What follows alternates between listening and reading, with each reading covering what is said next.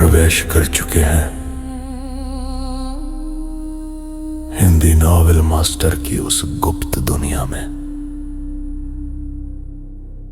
जहां कहानियां सिर्फ लिखी नहीं जाती, जाग उठती है।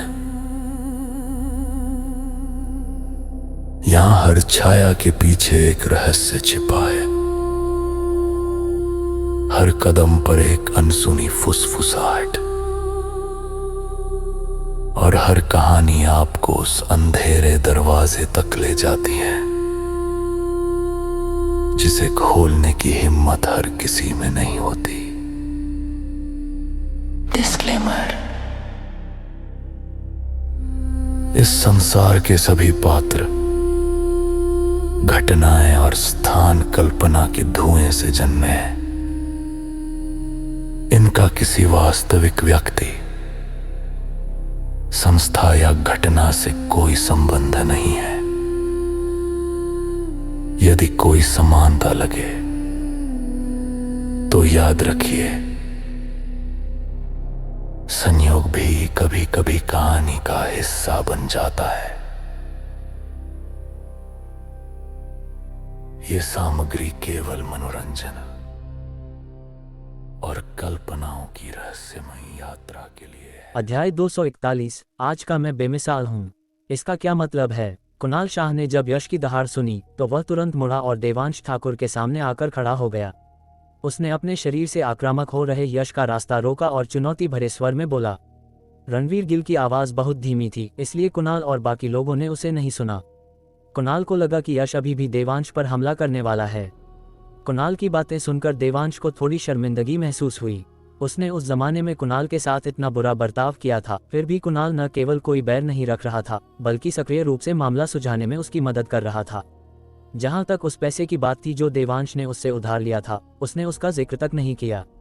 देवांश नहीं जानता था कि उसकी किस्मत इतनी अच्छी कैसे है। न केवल उसके कॉलेज के रूममेट सगे भाइयों जैसे थे, बल्कि उसका हाई स्कूल का ये साथी भी इतना वफादार निकला। अफसोस बस इस बात का था कि उन 2-3 सालों के दौरान वह सचमुच इंसान नहीं रह गया था। उसने अपने ही दोस्तों के भाईचारे को पैरों तले रौंद दिया था। गनीमत थी कि उन्होंने दिल में कोई मैल नहीं रखा, वरना देवांश को समझ नहीं आता कि वह प्रायश्चित कैसे करता। जहां तक यश की बात थी, रणवीर गिल का आश्वासन मिलने के बाद, हालांकि उसके गाल अभी भी जल रहे थे, लेकिन वह अब और पंगा लेने के मूड में नहीं था। बस कुणाल को देवांश की ढाल बनते देख उसे बहुत चिढ़ मच रही थी, इसलिए उसने कुणाल की ओर उंगली उठाई। उसके चेहरे पर धमकी साफ झलक रही थी। तू बस इंतजार कर रहा हूँ। तुझे क्या लगता है मैं तुझसे डरता हूँ? कुणाल ने पलटवार किया। उसके चेहरे पर शिकन तक नहीं थी। ये सुनकर देवांश ने मन ही मन सोचा, लगता है पिछले कुछ सालों में कुणाल ने अच्छी तरक्की की है। लोगों से भिड़ते वक्त उसे कोई दबाव महसूस नहीं होता। इतनी अकड़ सिर्फ आत्मविश्वास से ही आ सकती है। ये सुनकर यश ने एक ठंडी सांस ली और कुणाल का चेहरा अपने दिमाग में नोट करने के बाद उसने और कुछ नहीं कहा। इसके बजाय उसने जबरदस्ती अपना गुस्सा निगला और फिर रणवीर के पीछे पीछे अपनी सीट की ओर चल दिया। छोटे सरकार, उस लड़के का भी समय आने पर हिसाब किया जाएगा, यश ने इतनी धीमी आवाज में कहा कि सिर्फ वे दोनों ही सुन सकें। ये सुनकर रणवीर गिल फीका सा मुस्कुराया। ये सब बहुत छोटी बातें हैं। रणवीर का आश्वासन मिलने के बाद यश का चेहरा तुरंत खिल उठा। उसे लगा जैसे उसके सूजे हुए गाल का दर्द अब उतना नहीं हो रहा। अपनी सीट पर जाने के बाद वह पहले पीछे मुड़ा और देवांश को एक खूंखार नज़र से घूरा। वह नज़र ऐसी थी मानो देवांश को जिंदा चबा जाएगी, और फिर वह संतुष्ट होकर बैठ गया। देवांश को इसकी कोई परवाह नहीं थी। उसे वो वाला भाव बहुत पसंद था। तुम मुझे बर्दाश्त नहीं कर सकते, पर मेरा कुछ उखाड़ भी नहीं सकते। वैसे भी अगर देवांश सच में उन्हें रास्ते से हटाना चाहता तो ये बस एक विचार का खेल था। वह उन्हें किसी भी समय मार सकता था। इसके अलावा कुणाल यहाँ था, और चूंकि वे पुराने क्लासमेट्स थे जो अभी अभी मिले थे, देवांश माहौल को बहुत खूनी नहीं बनाना चाहता था। खैर, उनकी बातों से लग रहा था कि वे उसे जान से मारने की योजना बना रहे थे, इसलिए वे निश्चित रूप से हमला करने के लिए कोई सुनसान जगह ढूंढेंगे। उस समय वह उसी जगह का इस्तेमाल अपना हाथ साफ करने के लिए कर सकता था। उसे खुद जगह ढूंढने में समय और मेहनत भी बर्बाद नहीं करनी पड़ेगी। इससे आसान और क्या हो सकता था। इसके अलावा इस यात्रा पर उसे एक और ज़रूरी काम निपटाना था। ये काम पूरा करने के बाद ही वह शांति से साधना कर सकता था।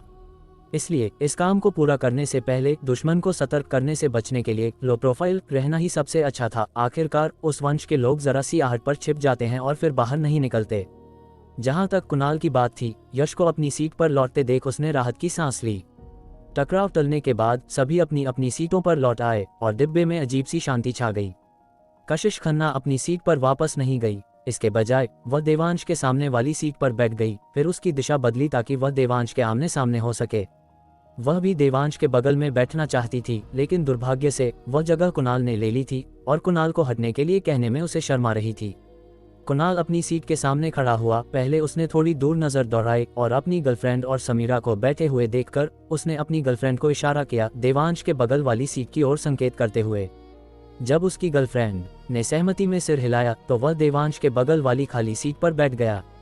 ये साफ था कि कुणाल अपनी गर्लफ्रेंड की बहुत परवाह करता था। वह लगभग हर बात उससे सलाह मशविरा करके करता था, सिवाय अभी देवांश के लिए खड़े होने के। देवांश, साले बुड्ढे, तू अब बिजनेस क्लास की टिकटें खरीदने की भी हिम्मत रखता है। लगता है तेरी जिंदगी काफी मजे में कट रही है। कुणाल ने बैठने के बाद मुस्कुराते हुए कहा। उसके चेहरे पर कोई जलन नहीं थी, सिर्फ सच्ची खुशी थी।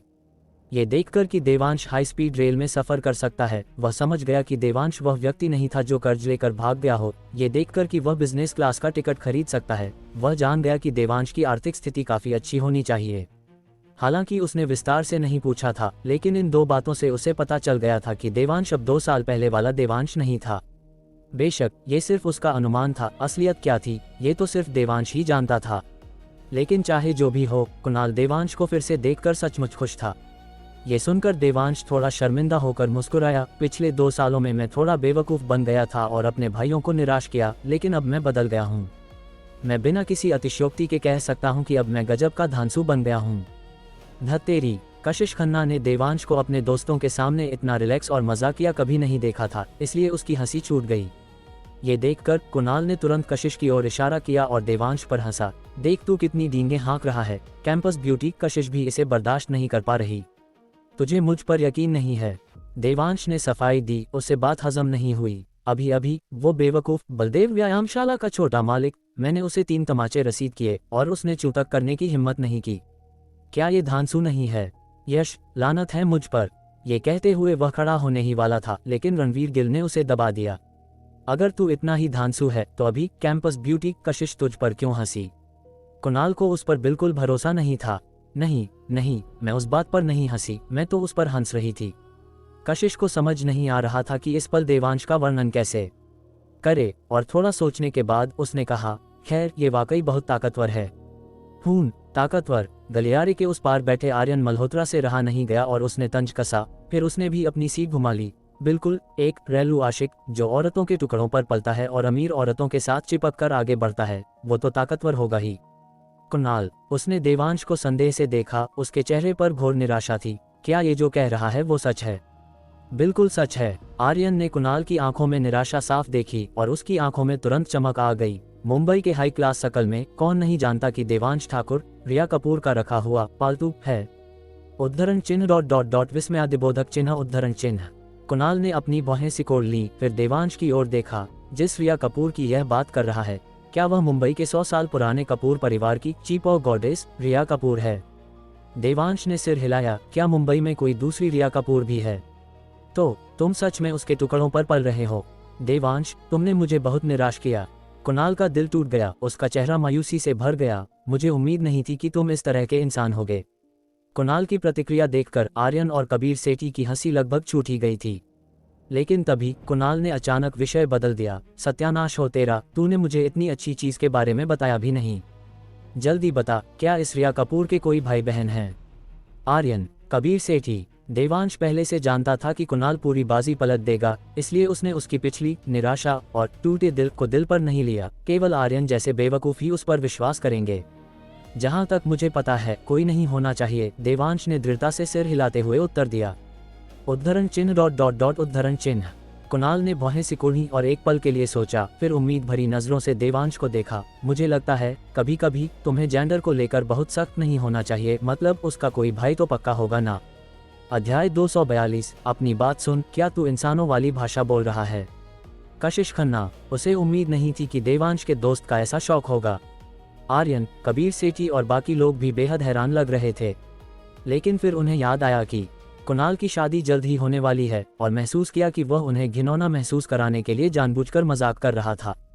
इसलिए आर्यन, जो अभी अभी मुड़ा था, ये सुनने के बाद तुरंत ठंडी सांस लेते हुए अपनी सीट वापस घुमाने लगा। घूमते समय वह ताना मारना नहीं भूला, जैसा कि उम्मीद थी, एक लूजर के दोस्त भी बस लूजर ही होते हैं। वे बस अमीर सुंदर औरतों के पीछे भागने, घर अजमाई बनने और पालतू बनने के बारे में सोचते हैं। छी, कितनी शर्मनाक बात है। साफ तौर पर उनकी नज़र में एक गरीब आदमी का अमीर औरत का पीछा करना बेहद शर्मनाक बात थी। ये सुनकर कुणाल ने तिरस्कारपूर्वक सांस ली, फिर कैंपस ब्यूटी कशिश से पूछा, कशिश जी, क्या इन मर्दों की पारिवारिक पृष्ठभूमि आपसे बेहतर है? स्वाभाविक रूप से वे नहीं थे, लेकिन कशिश निश्चित रूप से ऐसा नहीं कह सकती थी, वरना वह उन सभी मर्दों को नाराज कर देती।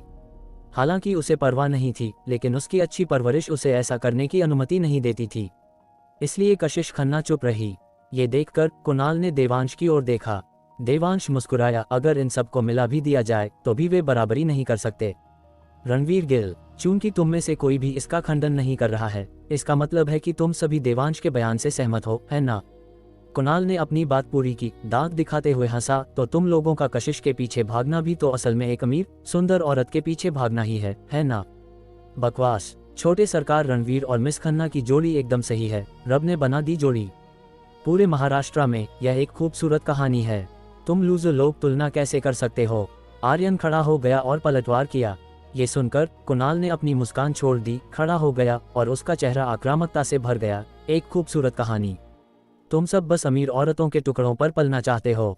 तुम सब यहाँ क्या बनने का नाटक कर रहे हो? तुम्हें दोनों हाथों में लड्डू चाहिए सालों। ... कुणाल के इस जवाब ने आर्यन और बाकी लोगों की बोलती बंद कर दी। खासकर तुम्हें दोनों हाथों में लड्डू चाहिए वाला मुहावरा एक खंजर की तरह था, जिसने रणवीर और बाकी लोगों के दिल को गहरा जख्म दिया।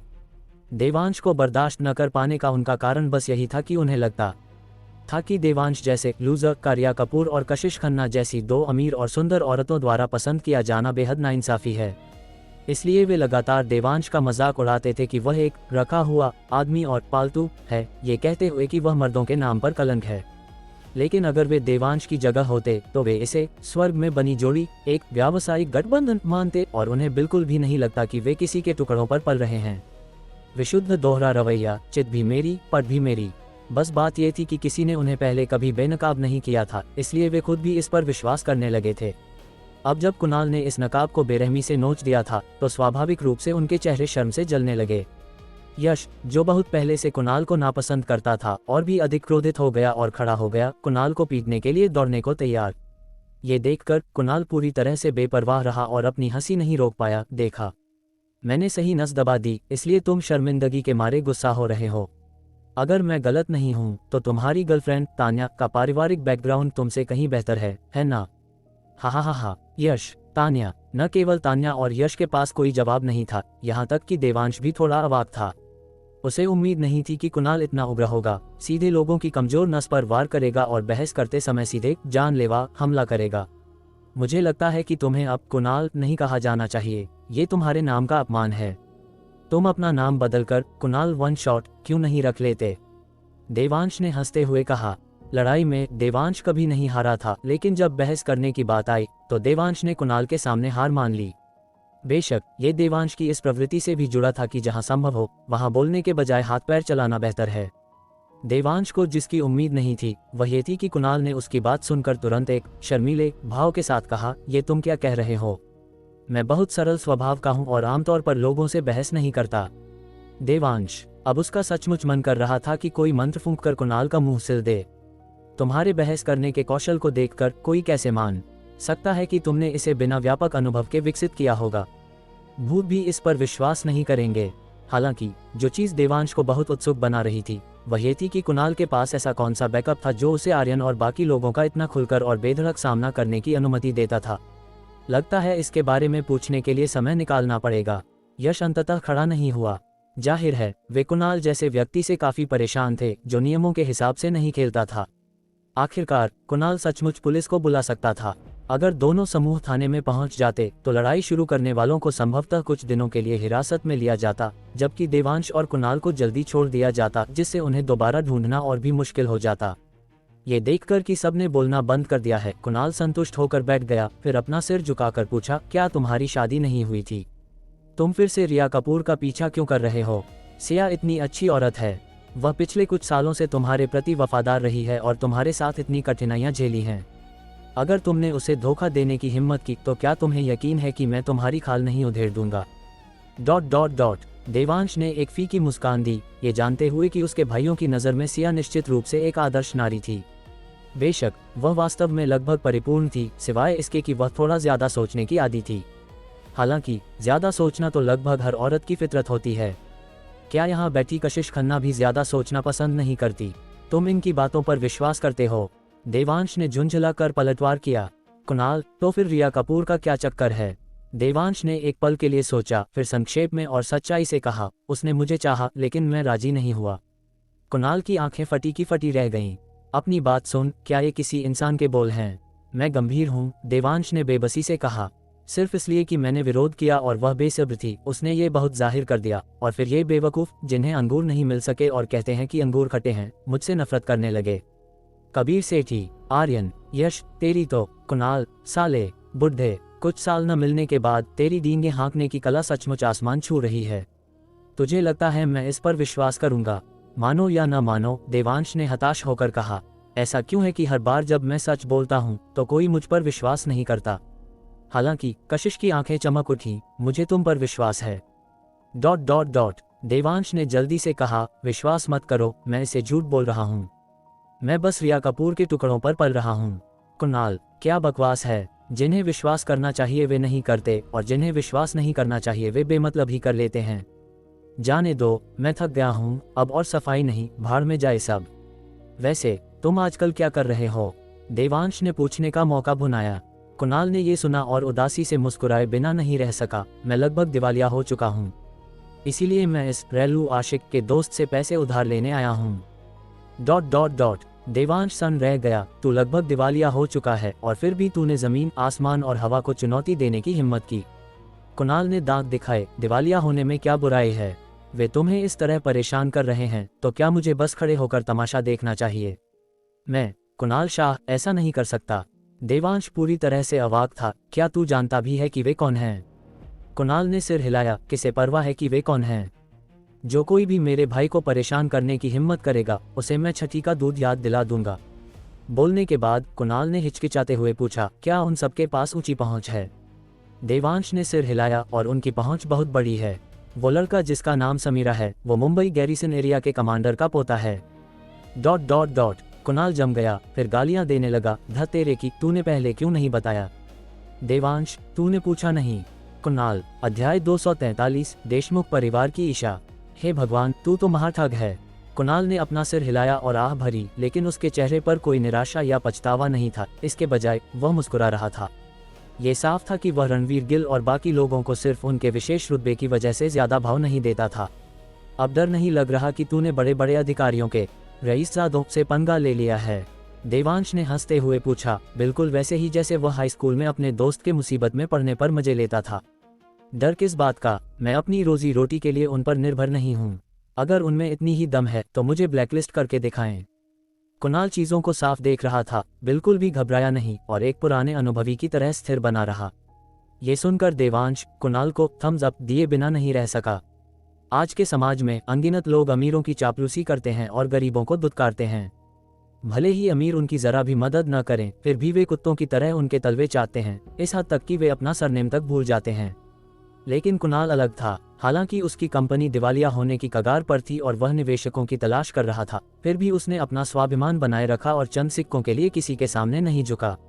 फिर दोनों ने कुछ देर गपशप की। बीच बीच में कशिश खन्ना भी अपनी बात रखती रही, जिससे माहौल बहुत खुशनुमा बन गया। उनकी बातचीत से देवांश को कुणाल से पता चला कि उसका बिजनेस निवेश विफल होने के बाद उसकी पूंजी की चेन टूट गई और वह दिवालिया होने की कगार पर था। इस समय उसकी गर्लफ्रेंड नताशा आगे आए और कहा कि उसकी एक बचपन की दोस्त है जिसका परिवार काफी संपन्न है और शायद वह कुणाल की मुश्किलों को दूर करने में मदद कर सकती है। फिर नताशा ने कहा कि वे जल्द ही सोलापुर की यात्रा पर एक साथ जा रहे हैं और उसने उसे आमंत्रित किया है, ये कहते हुए कि वह एक परिवार के सदस्य को साथ ला सकती है। तो नताशा ने कुणाल को साथ लाने के बारे में सोचा ताकि वे देख सकें कि क्या उन्हें सोनिया से कोई निवेश मिल सकता है। मुझे उम्मीद नहीं थी कि जैसे ही हमारा ग्रुप मिलेगा हम उन्हें तुम्हारे सामने दिखावा करते हुए पाएंगे, कुणाल ने कहा, सामने बैठे लोगों को तिरस्कार और एक घमंडी भाव से देखते हुए। ये सुनकर देवांश शर्मिंदगी से मुस्कुराया। लगता है मैंने तेरा बना बनाया खेल बिगाड़ दिया। बिल्कुल नहीं, कुणाल ने अपना हाथ हिलाया। आखिरकार शुरुआत से ही मैंने कभी नहीं सोचा था कि मुझे उनसे निवेश मिलेगा। मुझे अमीरों में दया नहीं होती कहावत की गहरी समझ हो चुकी है। बोलते समय कुणाल ने अपने सामने बैठी कशिश पर एक नज़र डाली और जल्दी से सफाई दी। कशिश जी, गलत मत समझना, इसमें आप शामिल नहीं हैं। ये सुनकर कशिश ने अपनी प्यारी सी मुस्कान दी और हल्का सा सिर हिलाया। जाहिर तौर पर उसने इसे दिल पर नहीं लिया था। जब तुझे पता था कि निवेश नहीं मिलेगा तो तू फिर भी उनके साथ घूमने क्यों आया? देवांश ने मुस्कुराते हुए पूछा। कुणाल ने डिब्बे के अगले हिस्से की ओर देखा। उसके चेहरे पर एक प्यार भरा भाव था और खुशी से कहा, क्योंकि नताशा आना चाहती थी इसलिए मैं आ गया। तू है जोरू का गुलाम। देवांश ने निशब्द होकर देखा, यहाँ तक कि कुणाल को घृणा की नज़र से भी देखा। हालांकि कुणाल ने बुरा नहीं माना, उसका चेहरा गर्व से भरा था।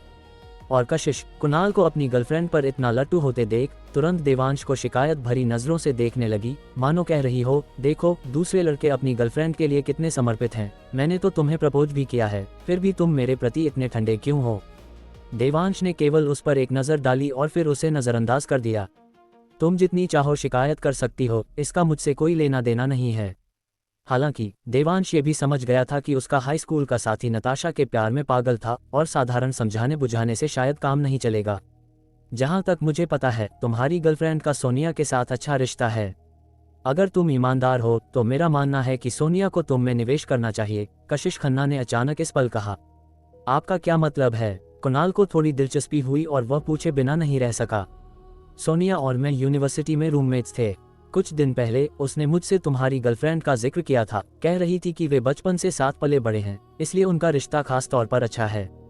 और सिंह परिवार की मौजूदा ताकत के साथ किसी कंपनी में निवेश करना मुश्किल नहीं होना चाहिए। बेशक शर्त यह है कि आपकी कंपनी में खुद दम हो, कशिश ने धीरे धीरे समझाया। ये सुनकर कुणाल ने सिर हिलाया। वह कुछ हद तक प्रभावित हुआ। कशिश ने अपनी बात जारी रखी। मुझे लगता है कि अगर आपको अपनी कंपनी पर पूरा भरोसा है तो आप एक कोशिश कर सकते हैं। ये सुनकर कुणाल ने एक पल सोचा, फिर देवांश से कुछ कहा और उठकर नताशा की ओर चला गया। उसके उठने के बाद कशिश ने तुरंत उसकी जगह ले ली और फिर सबकी नजरों के सामने देवांश के बगल में बैठ गई। उद्धरण चिन्ह ... उद्धरण चिन्ह। देवांश ने अपना सिर हिलाया और मुस्कुराया। मुझे ऐसा क्यों लग रहा है कि तुमने जानबूझकर कुणाल को वहां भेजा? कॉन्फिडेंट रहो, लग रहा है शब्द हटा दो, कशिश ने कहा। उसका भाव स्वाभाविक था और उसने अपना सिर हल्का सा देवांश की ओर झुका लिया। देवांश दूर हटने ही वाला था जब उसने कशिश को फुसफुसाते हुए सुना, छिपो मत, मैंने जानबूझकर उसे भेजा है क्योंकि उसके बारे में कुछ ऐसी बातें हैं जो मैं तुम्हें अकेले में बताना चाहती हूँ। ये सुनकर कि यह कुणाल के बारे में है, देवांश ने अपना शरीर पूरी तरह से दूर नहीं किया, बल्कि केवल थोड़ा सा, ताकि उनके शरीर एक दूसरे को न छुएं। तुम्हें अपने अच्छे दोस्त को याद दिलाने की जरूरत है कि उसकी मौजूदा गर्लफ्रेंड उसके लिए सही नहीं है, कशिश ने धीरे से कहा, लेकिन उसके शब्द बिल्कुल सटीक थे। देवांश, वह बहुत उत्सुक था। कशिश अभी नताशा के सामने खड़ी थी और उसने नताशा को चोरी छिपे रणवीर गिल को देखते हुए नहीं देखा था, तो उसे कैसे पता चल सकता था कि वह निश्चित रूप से सही नहीं है। मैंने अभी जो कहा वह केवल आधा सच था। सोनिया ने नताशा के बारे में भी कुछ बातें बताई थीं। कशिश ने अपना सिर झुकाया और देवांश के कान में पूरी कहानी सुनाई। उसकी बातें सुनने के बाद देवांश को नताशा के बारे में एक सामान्य अंदाजा हो गया। पता चला कि नताशा और सोनिया एक ही मोहल्ले में रहते थे और यह सच था कि वे बचपन से साथ खेले थे, लेकिन बाद में जब सिंह परिवार अमीर हो गया तो वे एक पॉश इलाके में चले गए और दोनों एक दूसरे से दूर हो गए। सोशल मीडिया पोस्ट पर कभी कभार लाइक और कमेंट करने के अलावा उनका कोई और संपर्क नहीं था। ये 2 साल पहले की बात है जब नताशा ने अचानक सोनिया से संपर्क करने की पहल की और उनकी बातचीत केवल डिजाइनर बैग और लग्जरी सामानों के बारे में होती थी, जिससे सोनिया को उस समय लगा कि शायद नताशा का परिवार भी अमीर हो गया है। लेकिन जैसे जैसे उसे और पता चला, सोनिया को एहसास हुआ कि नताशा कुणाल शाह से मिली थी, जो एक सेल्फ मेड अमीर कुंवारा था। चूंकि कुणाल की कंपनी बहुत अच्छा कर रही थी, नताशा बहुत आरामदायक जीवन जी रही थी। हालांकि जब से कुणाल की कंपनी की पूंजी चेन टूटी थी, नताशा लगातार कुणाल की शिकायत कर रही थी और यहाँ तक कि उसने सोनिया को दबे शब्दों में ये भी जाहिर कर दिया था कि वह ब्रेकअप करना चाहती है। वह ये भी उम्मीद करती थी कि सोनिया एक पार्टी का आयोजन करे ताकि वह उसे सोनिया के शकल के दोस्तों से मिलवा सके। हालांकि उसने कहा कि वह दोस्तों से मिलना चाहती है, लेकिन हर कोई जानता था कि नताशा सोनिया के शकल के हाई क्वालिटी रईसजादों के संपर्क में आना चाहती थी। सोलापुर की यह यात्रा भी कुछ ऐसी थी जिसके बारे में नताशा ने सुना था और वह इसमें आने के लिए बेताब थी। उसे बस यह नहीं पता था कि वह कुणाल से पीछा कैसे छुड़ाए, इसलिए वे दोनों साथ आ गए। हालांकि सोनिया ने यह सब भांप लिया था, लेकिन उसने कुणाल से कुछ नहीं कहा। कशिश ने देखा कि कुणाल और देवांश का रिश्ता बहुत अच्छा है, इसलिए उसने देवांश को इस बारे में बताने का फैसला किया ताकि कुणाल सावधान रहे। शुक्रिया। कशिश की बात सुनने के बाद देवांश ने ईमानदारी से उसे धन्यवाद दिया। देवांश ने अपनी बातचीत को एक विशेष सुरक्षा घेरे से सील कर दिया था, इसलिए बाहरी लोग इसे बिल्कुल नहीं सुन सकते थे। लगता है मैंने सही दांव लगाया। यह मिस्टर शाह वास्तव में आपके दिल में बहुत अहमियत रखते हैं, वरना आप मुझे धन्यवाद नहीं देते, कशिश ने मुस्कुराते हुए कहा। देवांश ने इस पर कोई टिप्पणी नहीं की, बल्कि इसके बजाय पूछा, तुम रणवीर और उनके साथ कैसे आ गईं? पिछली बार न्यू ईयर पार्टी में जो कुछ हुआ था, उसके बाद कशिश को रणवीर के चेहरे की धज्जियां उड़ा देनी चाहिए थी, तो वे अभी भी एक साथ यात्रा कैसे कर सकते थे? ये सुनकर कशिश मुस्कुराई, दक्षिण के देशमुख परिवार की उस लड़की की ओर इशारा किया और चमकती आंखों से पूछा, क्या आप जानते हैं कि वह कौन है? देवांश ने सिर हिलाया, कोई खास? कशिश ने सिर हिलाया, दक्षिण का देशमुख परिवार, ईशा देशमुख। अध्याय 244, भाई, इसे कहते हैं गुगली डालना। देवांश जानता था कि उस महिला का बैकग्राउंड बहुत तगड़ा है, लेकिन उसे कभी उम्मीद नहीं थी कि वह दक्षिण के देशमुख परिवार से होगी। आखिरकार महाराष्ट्र का उत्तर और दक्षिण लगभग एक दूसरे के जानी दुश्मन थे, और इस सब की जड़ खन्ना परिवार और देशमुख परिवार के बीच की प्रतिद्वंद्विता थी। तर्क के हिसाब से खन्ना परिवार और देशमुख परिवार को एक दूसरे का घोर विरोधी होना चाहिए था, तो कशिश खन्ना ईशा देशमुख के साथ क्यों थी? और ईशा ने पहले कहा भी था कि कशिश उसकी अच्छी दोस्त है। कशिश ने सिर हिलाया और मुस्कुराई, ईशा और मेरे मिलने से पहले हम दोनों अपने माता पिता द्वारा बहुत सुरक्षित रखे गए थे और बाहरी लोग हमारी पहचान बिल्कुल नहीं जानते थे। देवांश ने सिर हिलाया, यह जताते हुए कि वह समझ गया। कशिश ने समझाना जारी रखा, तो हमने महाराष्ट्र के सबसे अच्छे एलिमेंट्री स्कूल, सबसे अच्छे मिडिल स्कूल और हाई स्कूल में पढ़ाई की और फिर अपनी मनचाही यूनिवर्सिटी में दाखिला लिया, तभी हमारे रास्ते अलग हुए। यूनिवर्सिटी के बाद हमें एक दूसरे की असली पहचान का पता चला और हमने कुछ समय के लिए संपर्क भी बंद कर दिया, लेकिन बाद में हमने सोचा कि हमें अपने बड़ों के मामलों में नहीं पड़ना चाहिए, इसलिए हम फिर से अच्छे दोस्त बन गए। ये यात्रा भी इसलिए थी क्योंकि उसे पता था कि मेरा मूड खराब है और उसने मुझे खुश करने के लिए इस आउटिंग का आयोजन किया, लेकिन मुझे उम्मीद नहीं थी कि वह रणवीर और बाकी लोगों को भी आमंत्रित करेगी। मैं शुरू में मना करना चाहती थी, लेकिन चूंकि यह उसकी नेकनियति थी, इसलिए मैं मान गई। क्या मेरे रणवीर के साथ होने से तुम्हें बहुत परेशानी हो रही है? क्या तुम जल रहे हो? अपनी बात खत्म करने के बाद कशिश ने देवांश को एक ऐसी नज़र से देखा जो शिकायत और शरारत दोनों से भरी थी।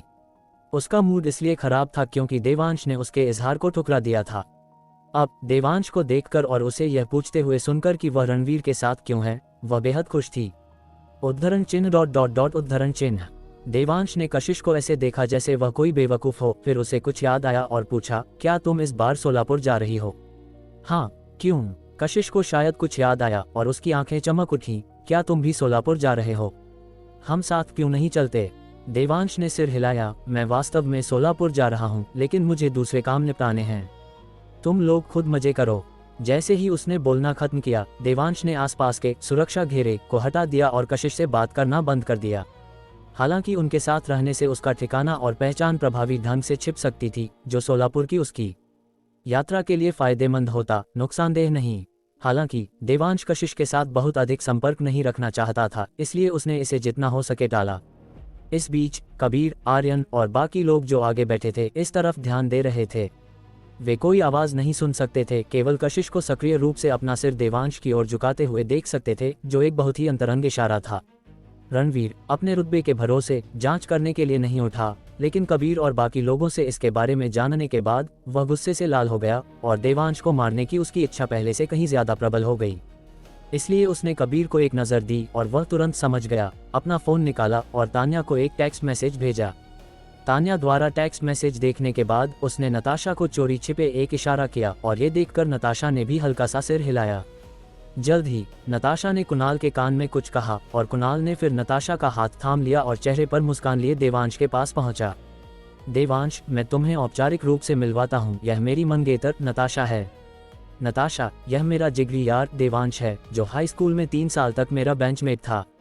ये सुनकर देवांश कुणाल की इज्जत रखने के लिए खड़ा हुआ और नताशा को सिर हिलाकर अभिवादन किया। नताशा ने भी स्वीकृति में सिर हिलाया। उसका चेहरा बहुत शांत था, लेकिन देवांश ने साफ देखा कि जब उसने उसे देखा तो उसकी आंखों में तिरस्कार की एक झलक कौंध गई थी। देवांश ने इसकी परवाह नहीं की और अपनी कुर्सी पर वापस बैठ गया। उसका चेहरा शांत था। कुणाल द्वारा अगली पंक्ति में दूसरी सीट की दिशा समायोजित करने के बाद वह और नताशा बैठ गए। थोड़ी इधर उधर की बातों के बाद कुणाल ने अचानक पूछा, अरे वैसे क्या तुम सोलापुर जाने के लिए ये ट्रेन ले रहे हो? देवांश ने सिर हिलाया। हाँ, सोलापुर किसी काम से जा रहा हूँ। क्या तुम्हें कोई जल्दी है? अगर नहीं तो तुम हमारे साथ कुछ दिनों के लिए सहस्त्रद्वीप झील क्यों नहीं चलते? कुणाल ने आमंत्रित किया। बोलते समय उसने जानबूझकर सहस्त्रद्वीप झील बहुत जोर से कहा, मानो डर हो कि दूसरे लोग सुन नहीं पाएंगे। देवांश ने ये सुना और मुस्कुराया। क्या तुम उनके साथ खेलने नहीं गए थे? उनके साथ मेरे रिश्ते को देखते हुए क्या तुम्हें लगता है कि हम एक साथ मजे कर सकते हैं? वे क्या चीज हैं? अगर हमारी अनबन हो गई तो नताशा और मैं अकेले घूमने चले जाएंगे, कुणाल ने बेधड़क कहा। उद्धरण चिन्ह ... उद्धरण चिन्ह। देवांश ने नताशा की ओर देखा और पाया कि हालांकि उसने इसे अच्छी तरह से छिपाया था, फिर भी उसने उसकी आंखों में एक हलचल देखी। साफ था, दाल में कुछ काला है। चून की ऐसी बात है, मैं तुम्हारे खेल में शामिल हो जाता हूँ और देखता हूँ कि तुम्हारी क्या योजना है। इसलिए देवांश ने भौहें सिकुड़ी। निवेश नहीं मिला। मिस सोनिया ने अपनी स्थिति स्पष्ट नहीं की, कहा कि वह यात्रा के दौरान काम की चर्चा नहीं करेंगी। उन्होंने यात्रा के बाद विस्तार से चर्चा करने के लिए अपना संपर्क नंबर दिया है। कुणाल को बहुत उम्मीद नहीं थी, इसलिए वह निराश नहीं था। असल में मैं अब बहुत अमीर हूँ, तुम मुझसे निवेश मांग सकते हो, देवांश ने बहुत ईमानदारी से कहा। उद्धरण चिन्ह ... प्रश्नवाचक चिन्ह उद्धरण चिन्ह। कुणाल पहले चौंका, फिर पूछा, धत तेरे की, तू सच में किसी अमीर बुढ़िया का पालतू तो नहीं बन गया? चल भाग यहाँ से, लेना है तो ले वरना रास्ता नाप, देवांश ने मुस्कुराते हुए गाली दी। कुणाल उस बात पर नहीं अटका बल्कि फिर पूछा, मैं सीरियस हूँ, तू चल रहा है या नहीं? भाड़ में जा, तुम दोनों कपल हो, मुझे कबाब में हड्डी बनने के लिए बुला रहे हो? नहीं, मैं तुम्हारे साथ चल सकती हूँ, कशिश ने यह सुनकर उत्सुकता से कहा, खुद को पेश करते हुए। उद्धरण चिन्ह ... उद्धरण चिन्ह। ये सुनकर देवांश को बेबसी महसूस हुई। हम यहाँ एक नाजुक स्थिति में हैं, तुम बीच में क्यों कूद रही हो?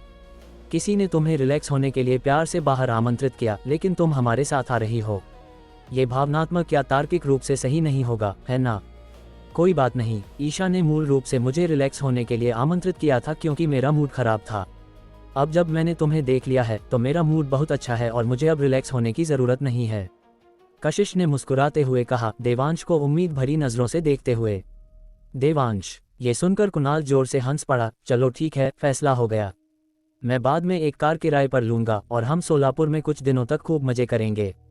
कुणाल का जोश देखकर देवांश अब और मना नहीं कर सका और उसके पास सहमत होने के अलावा कोई चारा नहीं था। इसके अलावा उसे मूल रूप से अपने ठिकाने को छिपाने के लिए एक पहचान की जरूरत थी और उनके साथ जाने से दूसरों के लिए उसे ढूंढना और भी मुश्किल हो जाएगा। हाई स्पीड रेल तेज थी। 2 घंटे से अधिक समय के बाद ट्रेन सोलापुर नॉर्थ स्टेशन पर रुकी। देवांश, कुणाल और बाकी लोगों के पीछे पीछे ट्रेन से उतरा और सीधा पार्किंग लॉट की ओर बढ़ा। कुणाल ने जो कार किराए पर ली थी वह पहले से ही वहां इंतजार कर रही थी।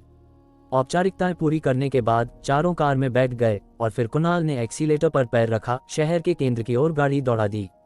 शहर के केंद्र में पहुंचने पर कुणाल ने स्टीयरिंग व्हील घुमाया और सोलापुर के एक नए विकसित दर्शनीय क्षेत्र की ओर गाड़ी मोड़ दी। ये देखकर देवांश पूछे बिना नहीं रह सका, क्या तुम्हें यकीन है कि यह रास्ता सहस्त्रद्वीप झील जाता है?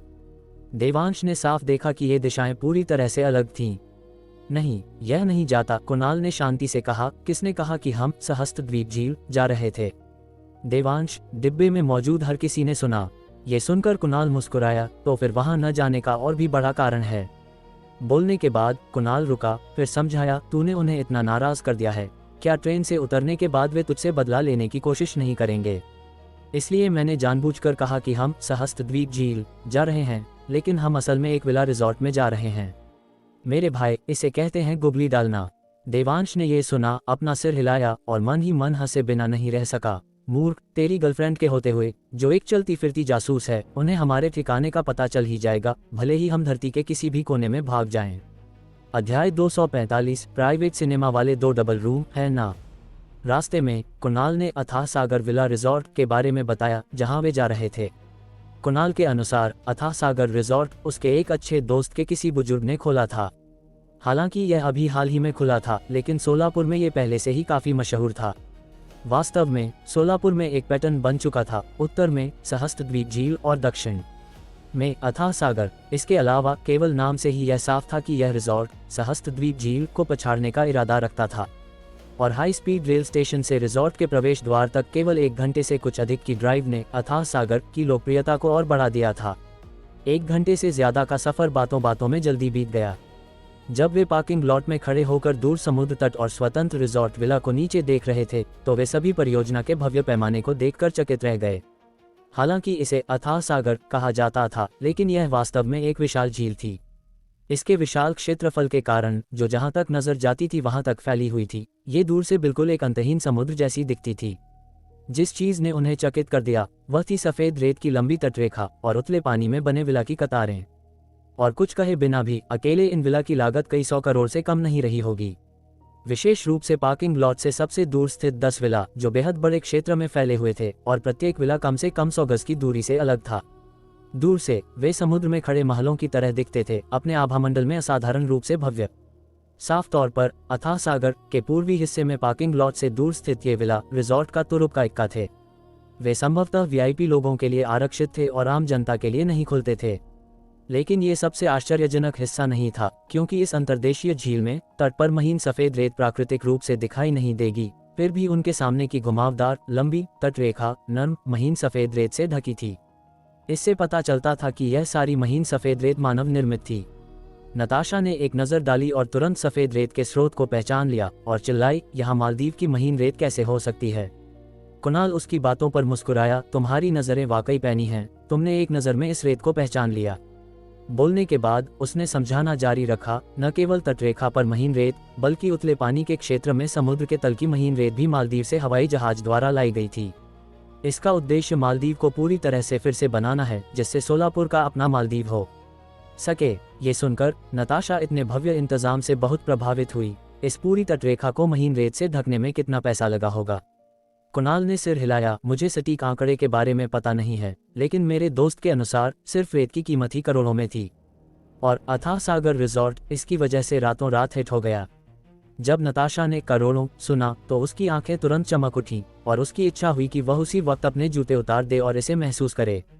उसकी राय में हालांकि वे सहस्त्र द्वीप झील नहीं जा सके, लेकिन इस अथाह सागर में आना भी एक अच्छा फैसला लग रहा था। वैसे भी इस यात्रा का उसका मुख्य उद्देश्य पर्यटन नहीं था, ऐसे दृश्यों का आनंद लेना तो बस एक बोनस था। नताशा के उत्साह की तुलना में देवांश और कशिश बहुत शांत थे। कशिश मालदीव जा चुकी थी, इसलिए उसे इसमें कोई खास दिलचस्पी नहीं थी।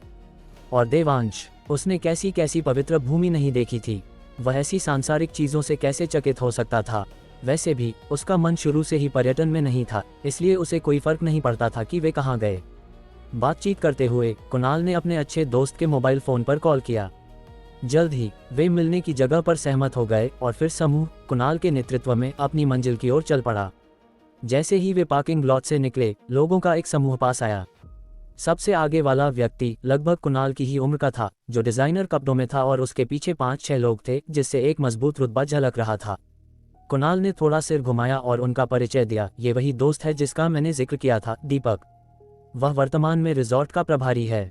प्रेसिडेंट शाह, स्वागत है, स्वागत है। मैं आपको 2 साल से आमंत्रित कर रहा हूं और आखिरकार मैं आपको यहां लाने में कामयाब हो ही गया। दीपक की उत्साही आवाज 10 मीटर से ज्यादा दूर होने पर भी उन तक पहुंच गई।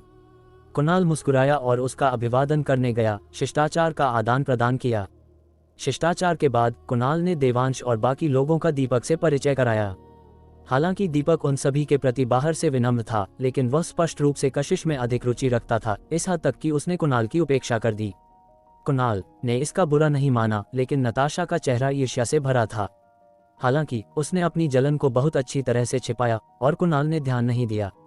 आप लोगों के लिए कमरे आरक्षित कर दिए गए हैं। पर्सनल सिनेमा वाले 2 किंग साइज रूम, सही है ना? दीपक ने मुस्कुराते हुए कहा। यह सुनकर कशिश का चेहरा तुरंत लाल हो गया, लेकिन उसने मना नहीं किया। देवांश ने कुणाल की ओर देखा, जिसने तुरंत दीपक से कहा, मिस्टर दीपक, क्या हमारी बात 3 कमरों के लिए नहीं हुई थी? क्या ये कपल नहीं है? दीपक ने आश्चर्यचकित होने का नाटक किया, लेकिन मन ही मन वह बहुत खुश था। चूंकि वे कपल नहीं थे, इसलिए वह बिना किसी संकोच के उस पर डोरे डाल सकता था। बेशक भले ही वे कपल होते, उसके पास उस व्यक्ति को पाने के अपने तरीके थे। आखिरकार अगर वह उसके इलाके में आकर बिना भीगे चली गई तो यह उसकी ड्यूटी में लापरवाही होगी। मिस्टर दीपक, क्या आप जाहिर बात नहीं पूछ रहे? कुणाल ने मजाकिया लहजे में कहा।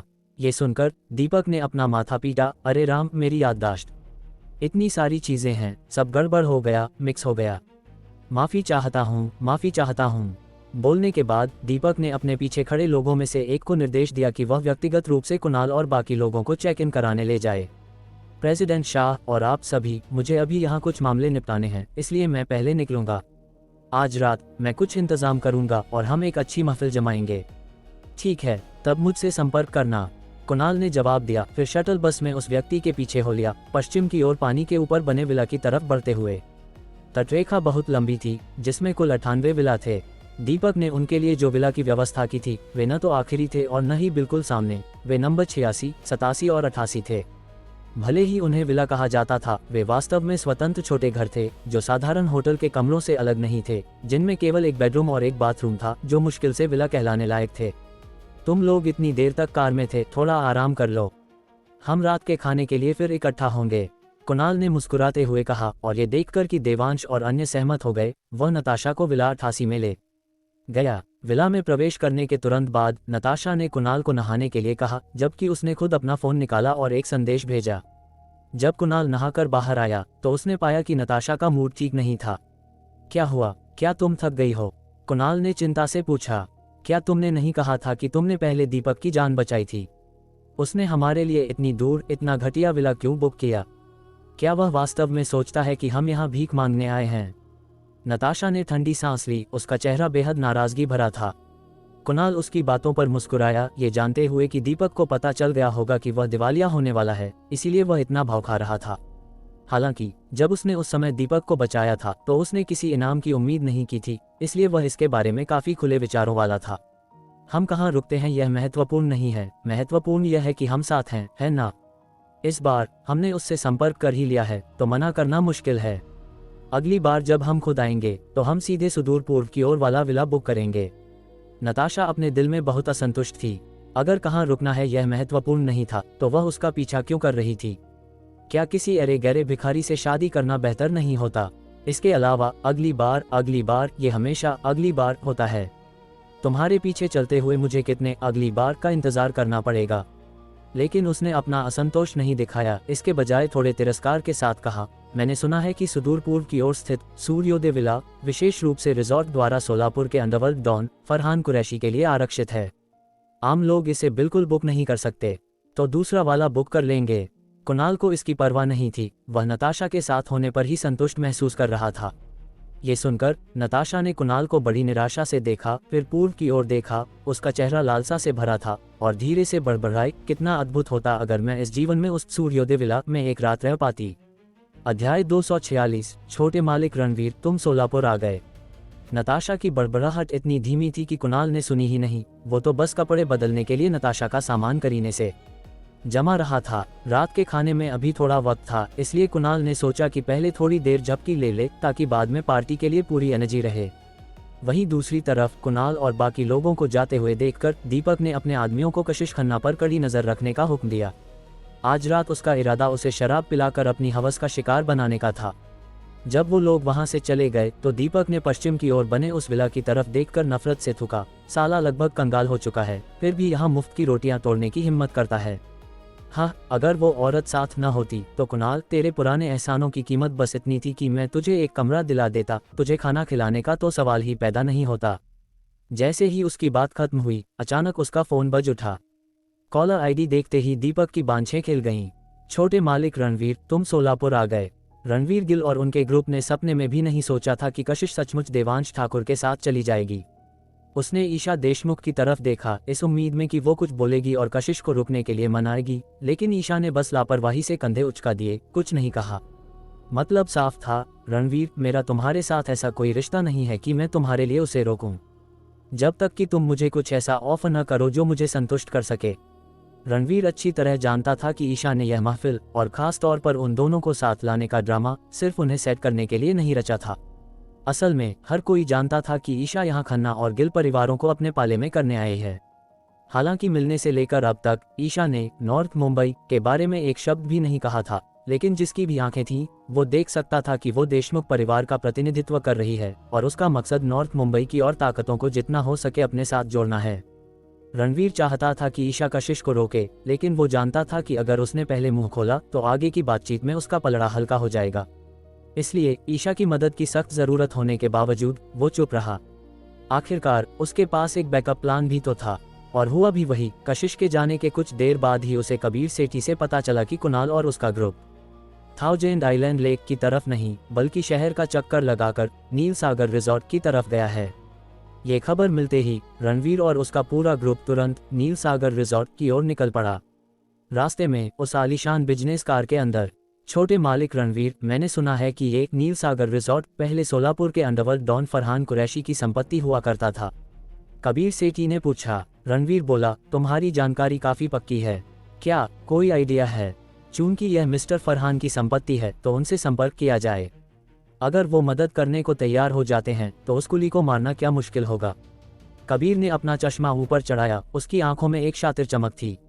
ये शब्द सुनते ही गाड़ी चला रहे आर्यन मल्होत्रा और बगल की सीट पर बैठे यश की आंखों में एक अजीब सी उत्तेजना दौड़ गई। लेकिन रणवीर ने सिर हिलाया और कहा, एक प्रांतीय स्तर का बॉस होने के नाते मैं मिस्टर फरहान से संपर्क नहीं कर सकता। और वैसे भी फरहान कुरैशी हरिहरेश्वर के 5 सूबा अखाड़ा प्रतियोगिता में गुरु देवांश के हाथों मारा जा चुका है। फरहान कुरैशी मर गया। कबीर और बाकी लोग इस खबर से बुरी तरह चौंक गए। जाहिर है उनके स्तर के लोगों तक अभी ऐसी खुफिया जानकारी नहीं पहुंची थी। आखिरकार अखाड़ा प्रतियोगिता की खबरें अलग अलग सूबों के बॉस ने सख्ती से दबा दी थीं।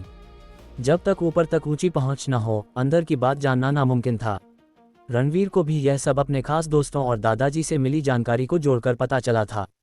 ये गुरु देवांश सच में इंसानों के बीच कोई देवता हैं। फरहान कुरैशी जैसा आदमी उनके हाथों मारा गया और बाहर एक भी अफवाह नहीं उड़ी। कबीर सेठी ने सिर हिलाते हुए आह भरी। उसे अपने छोटे कद पर अफसोस हो रहा था। अगर रणवीर ने यह नहीं बताया होता तो शायद उसे यह खबर बहुत देर से मिलती। गुरु देवांश, क्या मुझे इस जन्म में कभी आपकी ऊंचाई तक पहुंचने का मौका मिलेगा? कबीर और बाकी लोग मन ही मन कल्पना करने लगे। रणवीर ने सिर हिलाया, उनके स्तर पर नियम ही बदल जाते हैं, वो हमारी पहुंच से बहुत दूर हैं, इसलिए तुम्हें इस बारे में ज्यादा सोचने की जरूरत नहीं है। कबीर और बाकी लोगों ने सहमति में सिर हिलाया। एक पल बाद कबीर ने फिर पूछा, छोटे मालिक रणवीर, क्या आप जानते हैं कि सोलापुर का मौजूदा सरताज कौन है? रणवीर ने सिर हिलाया, पूरी तरह से तो नहीं पता, बस इतना सुना है कि वो एक नौजवान है, कहते हैं तुमसे और मुझसे बस कुछ ही साल बड़ा है। उद्धरण चिन्ह ... वो नौजवान। ये सुनकर न सिर्फ कबीर बल्कि पीछे बैठी समीरा, तान्या देशमुख और बाकी लड़कियां भी हैरान रह गईं। ये छोड़ो कि दूसरे सूबों के बॉस मानेंगे या नहीं, क्या सोलापुर में फरहान कुरैशी की पुरानी ताकतें एक नौजवान के आगे झुकेंगी? कबीर ने सबके मन की बात कह दी। रणवीर यह सुनकर मुस्कुराया और बोला, क्यों नहीं झुकेंगी? कहा जाता है कि वो गुरु देवांश का बहुत अच्छा दोस्त है और उसे गद्दी पर खुद गुरु देवांश ने बिठाया है। उस वक्त वहां मौजूद चारों सूबों के बॉस में से किसी की भी चूं करने की हिम्मत नहीं हुई। रही बात सोलापुर की पुरानी ताकतों की, हाँ, चाहे वो कितने भी खूंखार क्यों न हो, क्या उनमें गुरु देवांश के दोस्त को चुनौती देने का जिगर है? उद्धरण चिन्ह ... उद्धरण चिन्ह। कार में सन्नाटा छा गया। हर कोई रणवीर की बातों से सन्न था। एक वाक्य किसी इंसान को अर्श पर पहुंचा सकता है और उसे पूरे सूबे का मालिक बना सकता है। इन गुरु देवांश के तौर तरीके सच में कितने खौफनाक हैं। इतना ही नहीं, उन सब ने लगभग एक साथ ही यह सोचा कि अगर वो इस जन्म में गुरु देवांश की बराबरी नहीं कर सकते तो उनका खास दोस्त बनना भी क्या कमाल की बात होगी।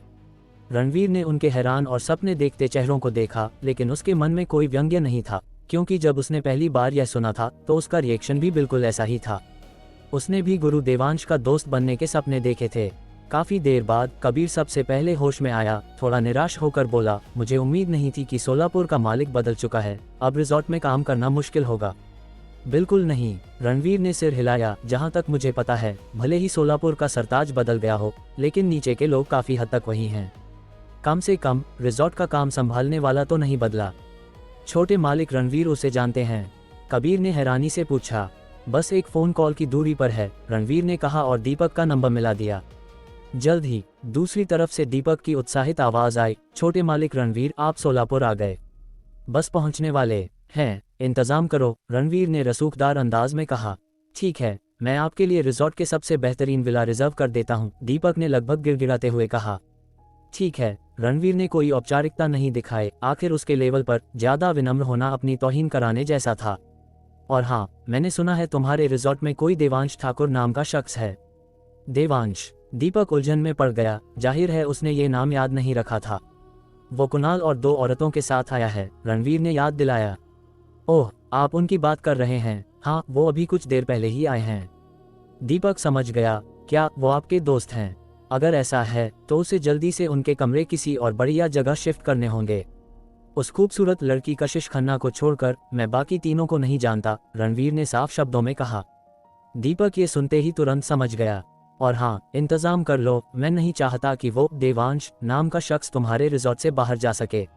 रणवीर ने अपनी आंखें सिकुड़ी, उसके चेहरे पर एक शैतानी मुस्कान थी। फोन के दूसरी तरफ छोटे मालिक रणवीर, आप बेफिक्र रहिए, अगर यमराज भी आ जाए तो भी देवांश नीलसागर से बाहर नहीं जा पाएगा। अध्याय 247, तुम जाना चाहो तो जाओ, मैं नहीं जाऊंगा। शाम को डोरबेल बजी और देवांश अपनी साधना से बाहर आया। दरवाजा खोला तो सामने कुणाल और बाकी 2 लोग खड़े थे। प्रेसिडेंट दीपक ने हमारे लिए वाटर रेस्टोरेंट का गैलेक्सी रूम बुक किया है। उन्होंने कहा कि उन्हें अचानक कोई काम आ गया है तो वो अभी नहीं आ सकते, इसलिए उन्होंने हमें खाना शुरू करने को कहा है, कुणाल ने रास्ते में माफी मांगते हुए समझाया। देवांश और कशिश खन्ना दोनों ने हाथ हिलाकर इशारा किया कि उन्हें इसका कोई बुरा नहीं लगा, बल्कि उन्हें तो ऐसे ज्यादा सुकून महसूस हो रहा था। कुणाल की अगुवाई में चारों का ग्रुप जल्दी ही पूर्व में स्थित वाटर रेस्टोरेंट पहुंच गया। पूरा रेस्टोरेंट विला की तरह ही समुद्र के ऊपर बना था, लेकिन विला से अलग रेस्टोरेंट का फर्श पूरी तरह से पारदर्शी टेम्पर्ड ग्लास का बना था, जिससे पानी के नीचे का नज़ारा साफ दिखता था। रात होने के बावजूद रेस्टोरेंट के नीचे पानी में लगी लाइट स्ट्रिप्स की वजह से ग्राहकों को पानी के नीचे का दृश्य बहुत साफ दिखाई दे रहा था। इन्हीं लाइट स्ट्रिप्स की वजह से वाटर रेस्टोरेंट लगभग नीलसागर रिजॉर्ट की पहचान बन गया था। जब भी कोई रास्ता भटकता तो उसे उस चमकती हुई जगह की ओर जाने के लिए कहा जाता था। गैलेक्सी रूम पहुंचते ही कुणाल और बाकी तीनों के कदम ठिठक गए। प्राइवेट रूम इतना बड़ा था कि शायद एक बास्केटबॉल कोर्ट को भी टक्कर दे। ये हर तरह की कल्पनीय सुविधाओं और स्टाफ से लैस था, चाहे चाइनीज हो या कॉन्टिनेंटल, सब कुछ तुरंत तैयार हो सकता था। डार्लिंग, कहीं तुम गलत रूम में तो नहीं आ गए? हालांकि नताशा की आंखें चमक रही थीं, फिर भी उसने अपनी समझदारी बनाए रखी।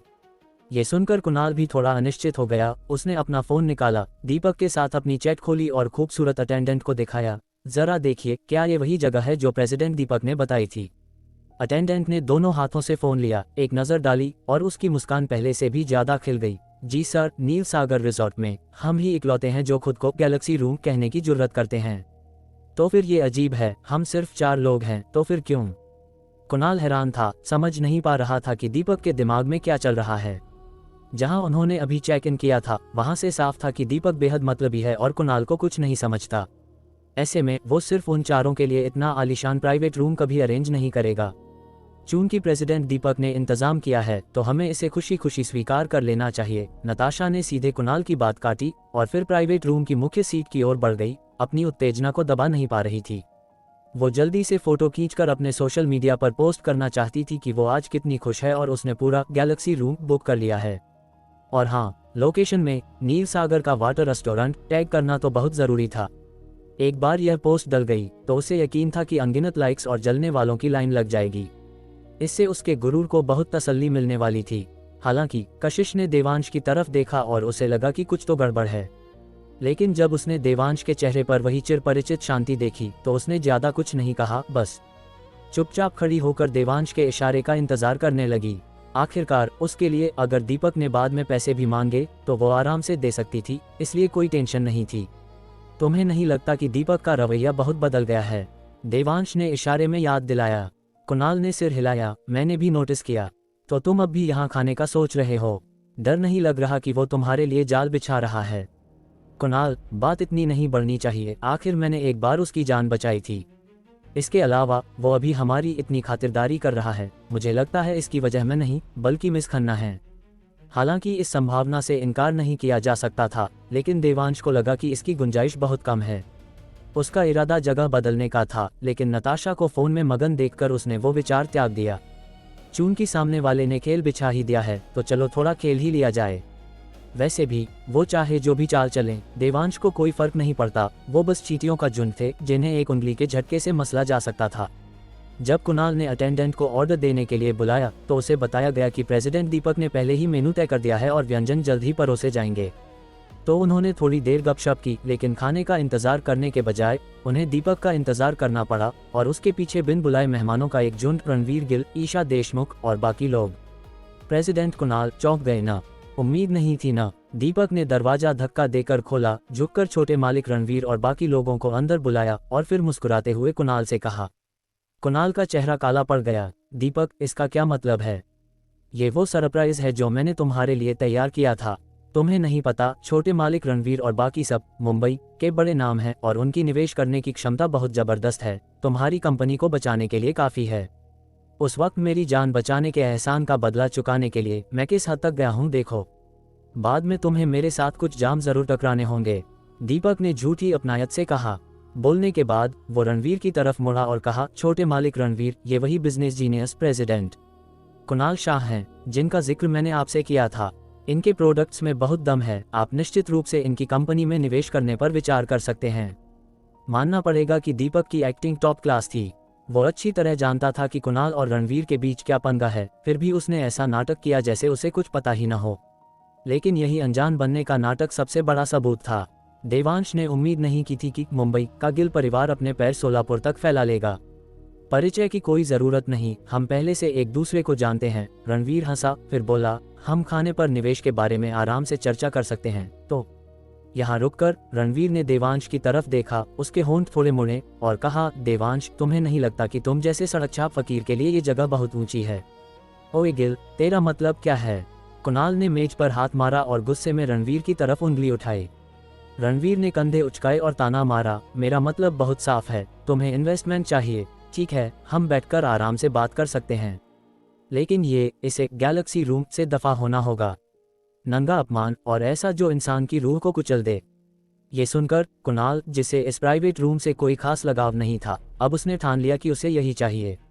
आखिरकार वो अपना स्वाभिमान छोड़ सकता था, लेकिन अपने दोस्त का सम्मान उसे हर हाल में बचाना था। ए गिल, तुझे पता है पहले आओ पहले पाओ का मतलब क्या होता है? कुणाल गुस्से में चिल्लाया। पता है, इसीलिए तो तुम्हें और भी जल्दी निकलना चाहिए। रणवीर ने मुस्कुराते हुए दीपक की तरफ देखा। प्रेसिडेंट दीपक, क्या कहते हो? दीपक ने ये सुनते ही तुरंत बत्ती सी दिखाए और कुणाल को समझाया, प्रेसिडेंट कुणाल, मैं सचमुच माफ़ी चाहता हूँ। ये गैलेक्सी रूम वास्तव में छोटे मालिक रणवीर और उनके साथियों द्वारा बुक किया गया था। मैंने आपको यहाँ इसलिए बुलाया क्योंकि मैं आपको छोटे मालिक रणवीर से मिलवाना चाहता था, लेकिन मुझे उम्मीद नहीं थी कि यह धड़ाम। कुणाल ने जोर से मेज पर हाथ मारा, दीपक को घूरते हुए। अगर उसे अब भी समझ नहीं आया कि दीपक दोगला खेल खेल रहा है, तो वो बिजनेस जीनियस कहलाने के लायक नहीं। मैं उस वक्त अंधा था जो तुझे लाशों के ढेर से बचा लाया। एहसान फरामोश कुत्ते। कुणाल ने दीपक को गाली दी, फिर नताशा का हाथ पकड़कर किसी और जगह जाने का इरादा किया। दीपक इस पर हंसा, लेकिन उसकी आंखों में एक पल के लिए खूनी चमक कौंध गई। साफ था, उसके मन में कुणाल के लिए जानलेवा इरादे थे। तभी रणवीर बोला, प्रेसिडेंट कुणाल, बेहतर होगा तुम सोच समझकर फैसला लो। अगर तुम इस गैलेक्सी रूम से बाहर गए तो तुम्हारा इन्वेस्टमेंट पूरी तरह खत्म समझो। साफ साफ सुन लो, मैंने कहा पूरी तरह खत्म। इन शब्दों से कुणाल का शरीर कांप उठा। वो रणवीर का बिना कहा मतलब समझ गया। अगर उसने आज सहयोग नहीं किया तो रणवीर अपने संपर्कों का इस्तेमाल करके कुणाल की कंपनी को पूरी तरह ब्लैकलिस्ट कर देगा। उस वक्त कुणाल एक फूटी कौड़ी भी नहीं जुटा पाएगा। लेकिन बहुत जल्दी कुणाल ने फैसला कर लिया, चंद पैसों के टुकड़े किसे परवाह है। ये कहकर कुणाल मुड़ा, लेकिन पाया कि वो नताशा को साथ नहीं खींच पा रहा। कुणाल ने सिर घुमाया, नताशा को घूरते हुए, नताशा, अगर तुम जाना चाहते हो तो जाओ, मैं नहीं जा रही। कुणाल। अध्याय 248, एक बार की बेवफाई मतलब हमेशा के लिए भरोसा खत्म।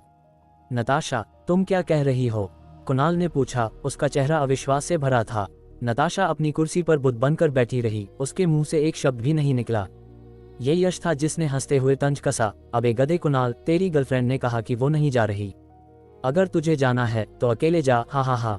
कुणाल ने जाहिर तौर पर यह साफ सुना था, लेकिन उसे यकीन नहीं हो रहा था कि नताशा ऐसा कुछ कह सकती है। उस पल उसके माथे पर लकीरें उभर आईं, उसे चक्कर आने लगे और गला सूख गया। उसकी आंखें, जो नताशा पर टिकी थीं, उलझन से भरी थीं। उसने कभी उम्मीद नहीं की थी कि ऐसे नाजुक मौके पर नताशा, जो कई सालों से उसके साथ थी, उसे धोखा देगी। उसे नताशा से बहुत ज्यादा मदद की उम्मीद नहीं थी, लेकिन कम से कम एक मुश्किल घड़ी में उसे उसके साथ कदम से कदम मिलाकर चलना चाहिए था, न कि उसके खिलाफ। नताशा, क्या तुम सीरियस हो? कुणाल को अब भी यकीन नहीं हो रहा था, इसलिए वो दोबारा पूछने से खुद को रोक नहीं पाया। नताशा, जो अब तक नीचे देख रही थी, ने अचानक सिर उठाया और कुणाल की आंखों में देखा। हाँ, अगर तुम अपने इस लूसर दोस्त को बचाने की जिद पर अड़े हो तो जो मैंने कहा वो सच है। उद्धरण चिन्ह .. उद्धरण चिन्ह। कुणाल ने देवांश की तरफ देखा, फिर नताशा को धीरे से समझाया। उसकी आंखें नर्म हो गईं। नताशा, वो सिर्फ मेरा दोस्त नहीं, मेरा भाई है। तुम? नताशा ने सीधे कुणाल की बात काट दी। भाई? हाँ, क्या वो तुम्हारा भाई कहलाने के लायक भी है? छोड़ो, मुझे तुम्हारे साथ बकवास करने में कोई दिलचस्पी नहीं। तुम चुनो, तुम्हें मैं चाहिए या तुम्हारा भाई? कुणाल ने लगभग बिना किसी हिचकिचाहट के कहा, मेरा भाई। असल में कुणाल कहना चाहता था कि चुनाव तो बच्चे करते हैं, बड़ों को तो दोनों चाहिए। लेकिन वो जानता था कि मौजूदा हालात में नताशा उससे चुनाव करवाने पर तुली है, और देवांश एक ऐसा विकल्प था जिसे वो बिना किसी संकोच के चुन सकता था। नताशा की आंखें फटी रह गईं। कुणाल, तुम पागल हो गए हो। तुमने बिना सोचे उसे चुन लिया। कुणाल चुप रहा और कोई सफाई नहीं दी। कुणाल, ध्यान से सोचो। मुझे चुनो और तुम्हें इन्वेस्टमेंट मिलेगा। तुम फिर से उठ खड़े होगे और भविष्य में एक खुशहाल परिवार होगा। उसे चुनो और एक बोझ मिलने के अलावा तुम्हारी कंपनी दिवालिया हो जाएगी, तुम कर्ज में डूब जाओगे और तुम्हारा भविष्य अंधेरे में होगा। इसलिए मैं तुम्हें एक और मौका देती हूँ, तुम किसे चुनते हो? कुणाल ने ये सुना, एक कड़वी मुस्कान दी और सिर हिलाते हुए कहा, भले ही तुम मुझसे 10,000 बार चुनवाओ, मैं तब भी अपने भाई के साथ खड़ा होना चुनूंगा। उद्धरण चिन्ह ... उद्धरण चिन्ह। इस बार नताशा के चुप होने की बारी थी। काफी देर बाद नताशा ने हैरान होकर पूछा, क्यों? कुणाल ने एक पल सोचा, फिर पलटकर जवाब दिया, क्या तुम हमेशा मुझसे नहीं पूछती थी कि मेरा परिवार इतना गरीब होने के बावजूद मैं हाई स्कूल और कॉलेज कैसे जा पाया? नताशा, क्या तुमने नहीं कहा था कि कोई दानवीर तुम्हें स्पॉन्सर कर रहा था? कैसा दानवीर? कुणाल ने एक फीकी हंसी हंसी, सारी फीस और खर्चे इसी ने कंस्ट्रक्शन साइट पर मेरे लिए बोरियां ढोकर कमाए थे। पूरे 3 साल इसने मेरे लिए 3 साल तक बोरियां ढोई। आज मैं जो कुछ भी हूँ इसी सड़क छाप लूसर की बदौलत हूँ जिसने बोरी पर बोरी रेत उठाए। ये हास्यास्पद है कि तुम अब भी मुझसे पूछ रही हो कि किसे चुनूं। क्या तुम्हारे दिल में जरा सा भी एहसास नहीं है? ये सुनकर नताशा को जैसे पूरी तसल्ली मिल गई। उसकी आंखों में जो कश्मकश थी उसकी जगह अब एक कठोर फैसले ने ले ली। भले ही उसने 3 साल तुम्हारी मदद की हो, तुमने पिछले कुछ सालों में उसकी बहुत मदद की है। जो उधार था वो बहुत पहले चुकता हो जाना चाहिए था। नताशा बड़बड़ाई, फिर सिर झटका। छोड़ो, अब बात करने का कोई फायदा नहीं। बोलने के बाद नताशा ने कुणाल पर एक नज़र डाली, फिर यश की तरफ देखकर मुस्कुराए और बोली, छोटे मालिक यश, मुझे लगता है कि आपने जो अभी कहा वो ठीक नहीं था। क्या ठीक नहीं था? यश ने थोड़ा माथा सिकोड़ा। आपने कहा कि मैं इसकी गर्लफ्रेंड थी। मुझे लगता है शायद आपको गलतफहमी हुई है। एक मर्द जो अपनी गर्लफ्रेंड के खाने के लिए एक प्राइवेट रूम भी बुक नहीं कर सकता, वो गर्लफ्रेंड रखने के लायक नहीं है, नताशा ने मुस्कुराते हुए कहा। यश पहले तो चौंका, फिर जोर से हंस पड़ा। हा हा हा हा, क्या बात कही है? बस इसी बात पर मैं, यश, तुम्हें अपना दोस्त मानता हूँ। कबीर और बाकी लोग ये सुनकर अपनी मुस्कान नहीं छिपा सके, और जब उन्होंने फिर से कुणाल और देवांश को देखा तो उनकी आंखों में सिर्फ और सिर्फ मजाक था। देखा, हमसे पंगा लेने का अंजाम क्या होता है। रणवीर, हालांकि देवांश को घूर रहा था, उसकी आंखों में नफरत भरी थी। देवांश, क्या तुम्हें गिल्टी फील नहीं हो रहा? तुम्हारा जिगरी दोस्त तुम्हारी वजह से अब सारी जिंदगी दर्द में जीने वाला है। कुणाल ने तुरंत बीच में टोका, ओए बुड्ढे, यहाँ बकवास करना बंद कर। तेरा इन्वेस्टमेंट न लेना मेरा अपना फैसला था, इसका देवांश से क्या लेना देना? ये सुनकर देवांश बहुत प्रभावित हुआ। वो जानता था कि कुणाल ने ये जानबूझकर कहा ताकि उसे बोझ महसूस न हो। देवांश बस हल्का सा मुस्कुराया और सिर हिलाया। कुएं के मेढक, क्या तुझे इतना यकीन है कि आज के फैसले की वजह से आने वाले सालों में वो दुनिया में दूसरे नंबर का सबसे ताकतवर इंसान नहीं होगा? हा हा हा हा, मुझे पहले पता नहीं था, तुम तो काफी मजाकिया भी हो। रणवीर अपनी हंसी नहीं रोक पाया।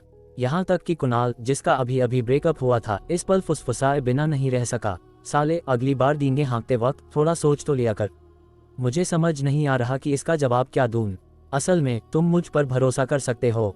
देवांश ने बहुत गंभीरता से सिर हिलाया। देवांश का गंभीर रवैया देखकर कुणाल ने सीधे 2 शब्द फेंके, चल बे। अगर वो थोड़ा मजाकिया होता तो शायद कुणाल को कुछ भरोसा भी होता, लेकिन वो इतना ज्यादा गंभीर था, जो भी उस पर विश्वास करता वो पक्का बेवकूफ होता। चल निकलते हैं, यहाँ बहुत गंदगी है, मुझे डर है कि अगर मैंने यहाँ खाया तो पेट खराब हो जाएगा। चल कहीं और मजे करते हैं। कुणाल ने देवांश के कंधे पर हाथ रखा, जाने की तैयारी करते हुए। 1 मिनट रुको, नताशा ने अचानक बोलकर कुणाल को रोका। बक दे जो बकना है। कुणाल बहुत जज्बाती हो रहा था, उसका दिल अंदर से चकनाचूर था, सब कुछ बस उसका मजबूत बनने का नाटक था। क्या तुम जानना नहीं चाहते कि छोटे मालिक रणवीर और बाकी लोग इत्तेफाक से हमसे कैसे मिल गए? नताशा ने खुद आगे होकर पूछा। उद्धरण चिन्ह ... उद्धरण चिन्ह। कुणाल सन रह गया, लेकिन जल्दी ही बात की जड़ समझ गया। तुम मुखबिरी कर रही थी। उन्होंने वादा किया था कि अगर मैं उस सड़क चापलूस का पता बता दूं तो वो तुम पर इन्वेस्ट करने को तैयार हो जाएंगे। तुम्हारी खातिर मैं इतना घटिया काम करने को भी तैयार हो गई, जो दिखाता है कि मैंने तुम्हारे लिए कितना त्याग किया। लेकिन तुमने अपने हाथों अपनी कंपनी बर्बाद कर दी, और हमारा भविष्य भी। नताशा ने ठंडे स्वर में फटकार लगाई। वो गुस्से में भी थी और राहत महसूस कर रही थी। मेरे लिए त्याग? कुणाल, जो कुछ पल पहले तक टूटा हुआ था, नताशा की बातें सुनकर अचानक अब उतना दुखी नहीं रहा। तुमने इसे कितना महान बना दिया, लेकिन असल में ये बस उनके तलवे चाटने का तुम्हारा तरीका था। बोलने के बाद कुणाल रुका, फिर जारी रखा, तुम जानती हो हमारा ब्रेकअप हो चुका है, लेकिन तुम अब भी मेरे नाम का इस्तेमाल करके अपने लिए एक दुखियारी का किरदार गढ़ रही हो। नताशा, ये ड्रामा अब बहुत हो गया। चाहे तुम कितनी भी चिकनी चुपड़ी बातें कर लो, वो अब तुम पर भरोसा नहीं करेंगे। आखिर एक बार की बेवफाई मतलब हमेशा के लिए भरोसा खत्म। यकीन न हो तो उनसे पूछ लो। इतना कहकर कुणाल और देवांश एक दूसरे के गले में हाथ डाले चल दिए, चलते चलते हंसते हुए। उनकी हंसी में रोने और हंसने दोनों की आवाज़ें मिली हुई थीं, और फिर सिर्फ सिसकियों की आवाज़ें सुनाई दी, खुलकर हंसने की आवाज़ें कम ही थीं। उन दोनों के जाने के बाद रणवीर ने दीपक को इशारा किया और वो तुरंत वहां से हट गया। कशिश ने ये देखा और उनके पीछे जाने के लिए उठी, लेकिन ईशा ने उसे रोक लिया। कशिश, चिंता मत करो, वो ठीक हैं, लेकिन तुम्हारे पिता के लिए अब मुश्किलें खड़ी होने वाली हैं।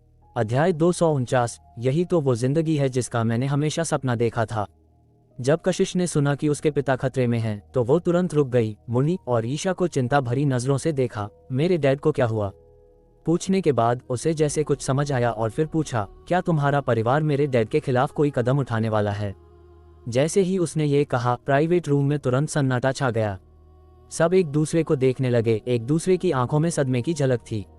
रणवीर ने पहले ईशा की तरफ देखा, फिर खड़ा हुआ और मुस्कुराते हुए बोला, माफ करना, मैं जरा सिगरेट पीकर आता हूँ। इतना कहकर दोनों औरतों के बोलने का इंतजार किए बिना वो सबसे पहले रूम से बाहर निकल गया। जब कबीर और बाकी लोगों ने ये देखा तो उन्हें भी होश आया। फिर सबने कोई न कोई बहाना बनाया और खड़े होकर दरवाजे की तरफ बढ़ गए।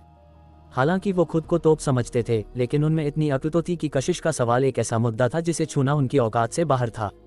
भले ही वो बेहद उत्सुक थे, लेकिन वो ये और भी अच्छी तरह जानते थे कि ऐसे वक्त में जितना कम जानोगे, गर्दन उतनी ही सुरक्षित रहेगी। सिर्फ नताशा अभी भी बेवकूफ़ों की तरह अपनी सीट पर बैठी थी। इस पल उसके दिमाग में कुणाल का वो जुमला गूंज रहा था, एक बार की बेवफाई मतलब हमेशा के लिए भरोसा खत्म। वो इसमें इतनी डूबी थी कि उसने कशिश और बाकी लोगों की बातचीत का एक शब्द भी नहीं सुना।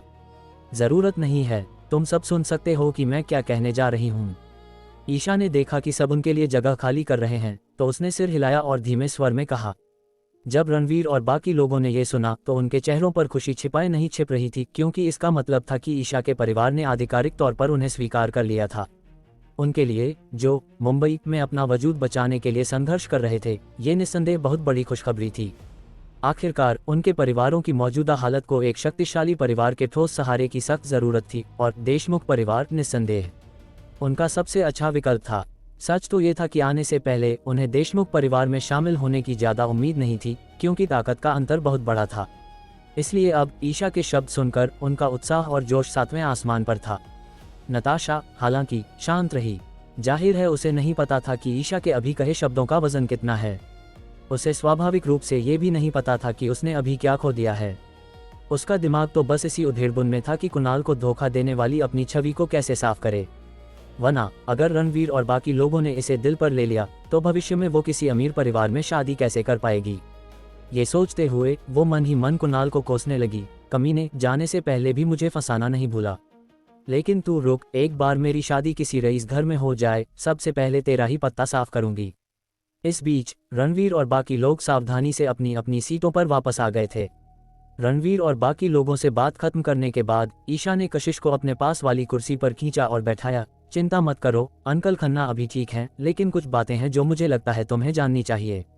ये सुनकर कि उसके पिता ठीक हैं, कशिश ने राहत की सांस ली। फिर उसकी नज़र खिड़की से बाहर दरवाजे की तरफ गई। उसका दिल देवांश के लिए फिक्रमंद था। मुझ पर भरोसा रखो, वो भी ठीक हैं, ईशा ने वादा किया। ये सुनकर कशिश पूरी तरह से रिलैक्स हो गई, लेकिन उसका दिल अभी भी लगातार देवांश की चिंता कर रहा था।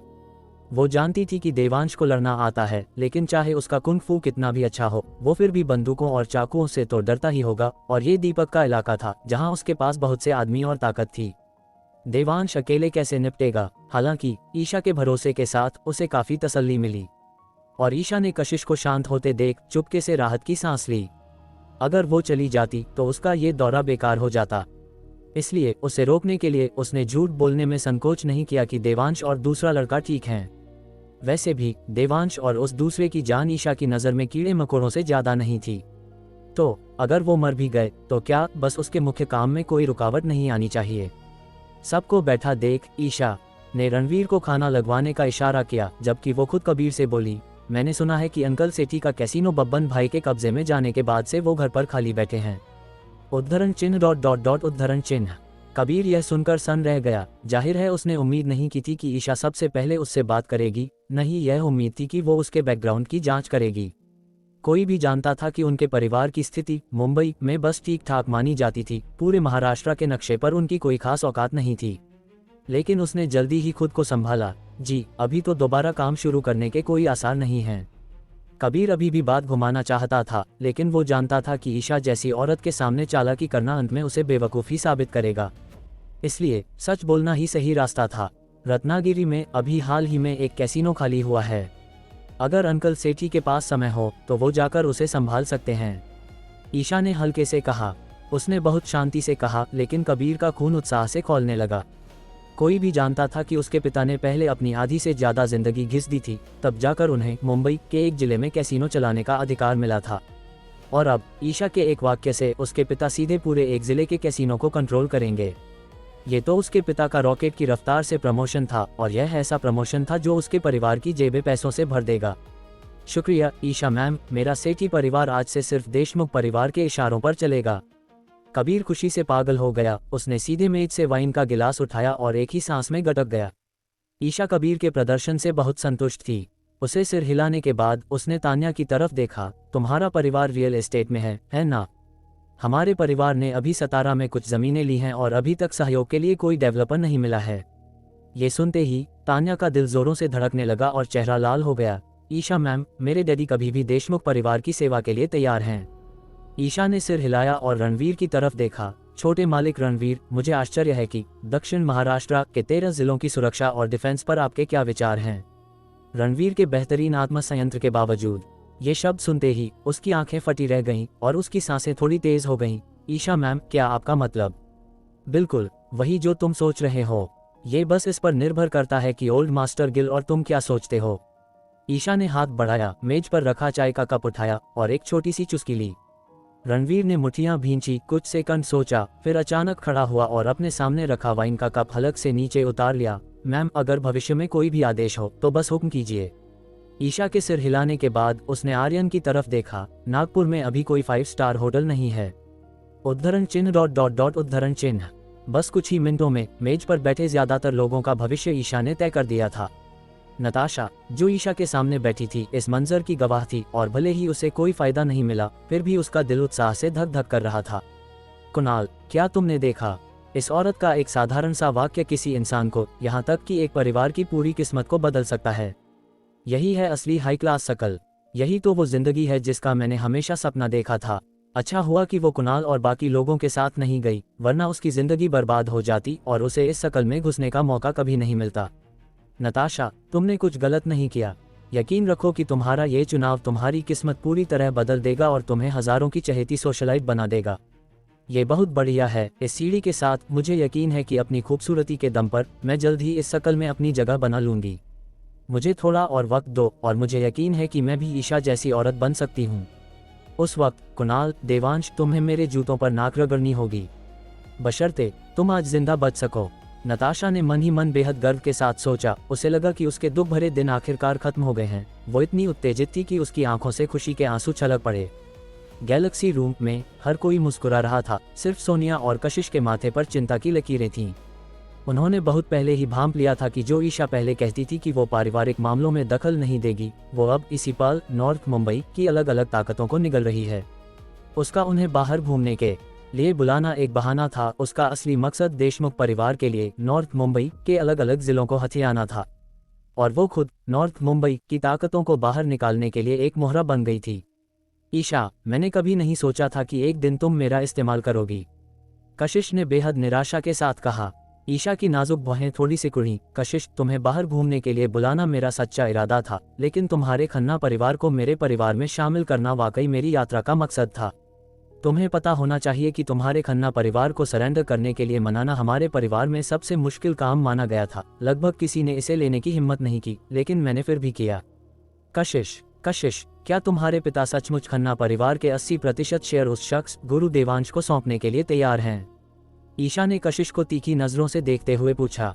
अध्याय 250। ईशा, तुम कितनी शातिर हो। जैसे ही गुरु देवांश ये दो शब्द सुनाई दिए, गैलेक्सी रूम में तुरंत फिर से सन्नाटा छा गया। वो कुछ नहीं कर सकते थे। नॉर्थ मुंबई में ये नाम बिल्कुल किसी भगवान की तरह था। यश को तो अब पछतावा हो रहा था कि उसने नासिक में ब्रांच खोलने के ईशा के सुझाव को क्यों माना। नताशा ने देखा कि प्राइवेट रूम का जो माहौल अभी इतना रंगीन था, अचानक ठंडा पड़ गया है और उसे एक पल के लिए समझ नहीं आया कि क्या हुआ। हालांकि गुरु देवांश पूरे नॉर्थ मुंबई में मशहूर थे, लेकिन हर किसी की औकात नहीं थी कि वो उनके बारे में जाने। मिसाल के तौर पर नताशा जैसी औरत जो सिर्फ मर्दों को चूसना जानती थी, उसे कुछ नहीं पता था। इसलिए वो धीमी आवाज में आर्यन से पूछे बिना नहीं रह सकी, क्या ये गुरु देवांश बहुत ताकतवर हैं? उनकी इतनी हिम्मत कैसे हुई कि खन्ना परिवार के 80% शेयर मांग लें? वो जानती थी कि कशिश नागपुर के यशवर्धन खन्ना की बेटी है और उसे पता था कि यशवर्धन खन्ना कितने खौफनाक हैं। वो भयानक अस्तित्व थे जिन्हें कभी महाराष्ट्र का नंबर 1 माना जाता था, और नॉर्थ मुंबई के अलग अलग जिलों में किसी की हिम्मत नहीं थी कि उनके सामने नजर भी उठा सके। लेकिन इतने खौफनाक इंसान का अपनी मर्जी से अपनी जायदाद का 80% किसी और को दे देना, आखिर ये गुरु देवांश हैं कौन? जब आर्यन ने नताशा का सवाल सुना तो उसका शरीर बेकाबू होकर कांपने लगा। उसे अब पछतावा हो रहा था कि उसने नागपुर में 5 स्टार होटल खोलने के ईशा के प्लान पर हामी क्यों भरी। लेकिन उसने जल्दी ही खुद को संभाला और फिर नताशा को गुरु देवांश के किस्सों से रूबरू कराया। अकेले सिंघानिया परिवार को तबाह करना, एक उंगली से बाजू काट देना, एक मुक्के से जान ले लेना, ये तो उनके सबसे मामूली किस्से थे। 5 सूबा अखाड़ा प्रतियोगिता में जहां उन्होंने भैरव सिंह को, जो पहाड़ हिला सकता था और समंदर भर सकता था, एक ही बार में खत्म कर दिया, तब वो असल में मशहूर हुए। और अखाड़ा प्रतियोगिता के बाद बिजली की रफ्तार से सियांश ग्रुप की स्थापना, पूरे नॉर्थ मुंबई में दर्जनों छोटी बड़ी कंपनियों का विलय, जिससे उनकी दौलत एक ऐसे चौंकाने वाले और अनसुने आंकड़े तक पहुंच गई। उस समय गुरु देवांश देशमुख परिवार के सामने भी लड़ने की ताकत रखते थे और पुराने यशवर्धन खन्ना तो उनके सामने कुछ भी नहीं थे। एक शब्द में कहूं तो गुरु देवांश इंसानों के बीच चलते फिरते भगवान हैं। आर्यन ने श्रद्धा से भरी आंखों से कहा। उद्धरण चिन्ह ... उद्धरण चिन्ह। आर्यन का परिचय सुनने के बाद नताशा को लगा जैसे उसका दिमाग सुन्न हो गया हो। अगर माहौल इतना गंभीर न होता तो वो सोचती कि आर्यन उसे कोई मनगढ़ंत कहानी सुना रहा है। आखिरकार उसने भैरव सिंह की शोहरत सुनी थी। वो एक महाशक्तिशाली इंसान थे जो पहाड़ हिला सकते थे, फिर भी गुरु देवांश ने उन्हें एक ही वार में मिटा दिया। साथ ही एक उंगली से बाजू काटना, एक मुक्के से जान लेना। क्या ये सचमुच मिथकों और कहानियों की बातें नहीं थीं? खासकर जब उसने गुरु देवांश की उम्र के बारे में सोचा। आर्यन के मुताबिक वो उसके एक्स बॉयफ्रेंड कुणाल की ही उम्र के थे। नताशा खुद को गुरु देवांश की गर्लफ्रेंड बनने और भरी भीड़ में सबकी नजरों के सामने उनके साथ जाने के सपने देखने से नहीं रोक पाए। वो नज़ारा यकीनन हजारों लोगों का ध्यान और ईर्ष्या खींचेगा, और इन लोगों में जरूर उसके पुराने क्लासमेट्स, टीचर्स, दोस्त, कलीग्स, रिश्तेदार, माँ बाप होंगे। बस इसके बारे में सोचकर ही उसे लगा जैसे उसकी आंखों में खुशी के आंसू आ गए हों। लेकिन उसने जल्दी ही इस विचार को झटक दिया, क्योंकि वो अच्छी तरह जानती थी कि गुरु देवांश जैसी हस्ती के पास फटकना भी उसके बस की बात नहीं। रणवीर से चिपक पाना ही उसके लिए काफी था। इसलिए अब वो बुरी तरह उम्मीद कर रही थी कि कशिश ईशा की बात न माने, खन्ना परिवार देशमुख परिवार द्वारा बर्बाद कर दिया जाए और कशिश का सिर काट दिया जाए। ईशा के सवालों को सुनने के बाद कशिश ने सिर झुकाया, माथे पर बल डाला और काफी देर तक सोचती रही। इस पल उसने आखिरकार सिर उठाया और ईशा की आंखों में देखकर कहा, भले ही तुम अपना वो वादा तोड़ रही हो कि तुम पारिवारिक मामलों में नहीं पड़ोगी, लेकिन मैं उसे निभाऊंगी। इसलिए मेरे पिता जो भी फैसला लेंगे मैं उसमें दखल नहीं दूंगी, न ही उन्हें मनाने की कोशिश करूंगी। अगर तुम्हें बात करनी है तो मेरे पिता से करो, मैं कोई फैसला नहीं ले सकती।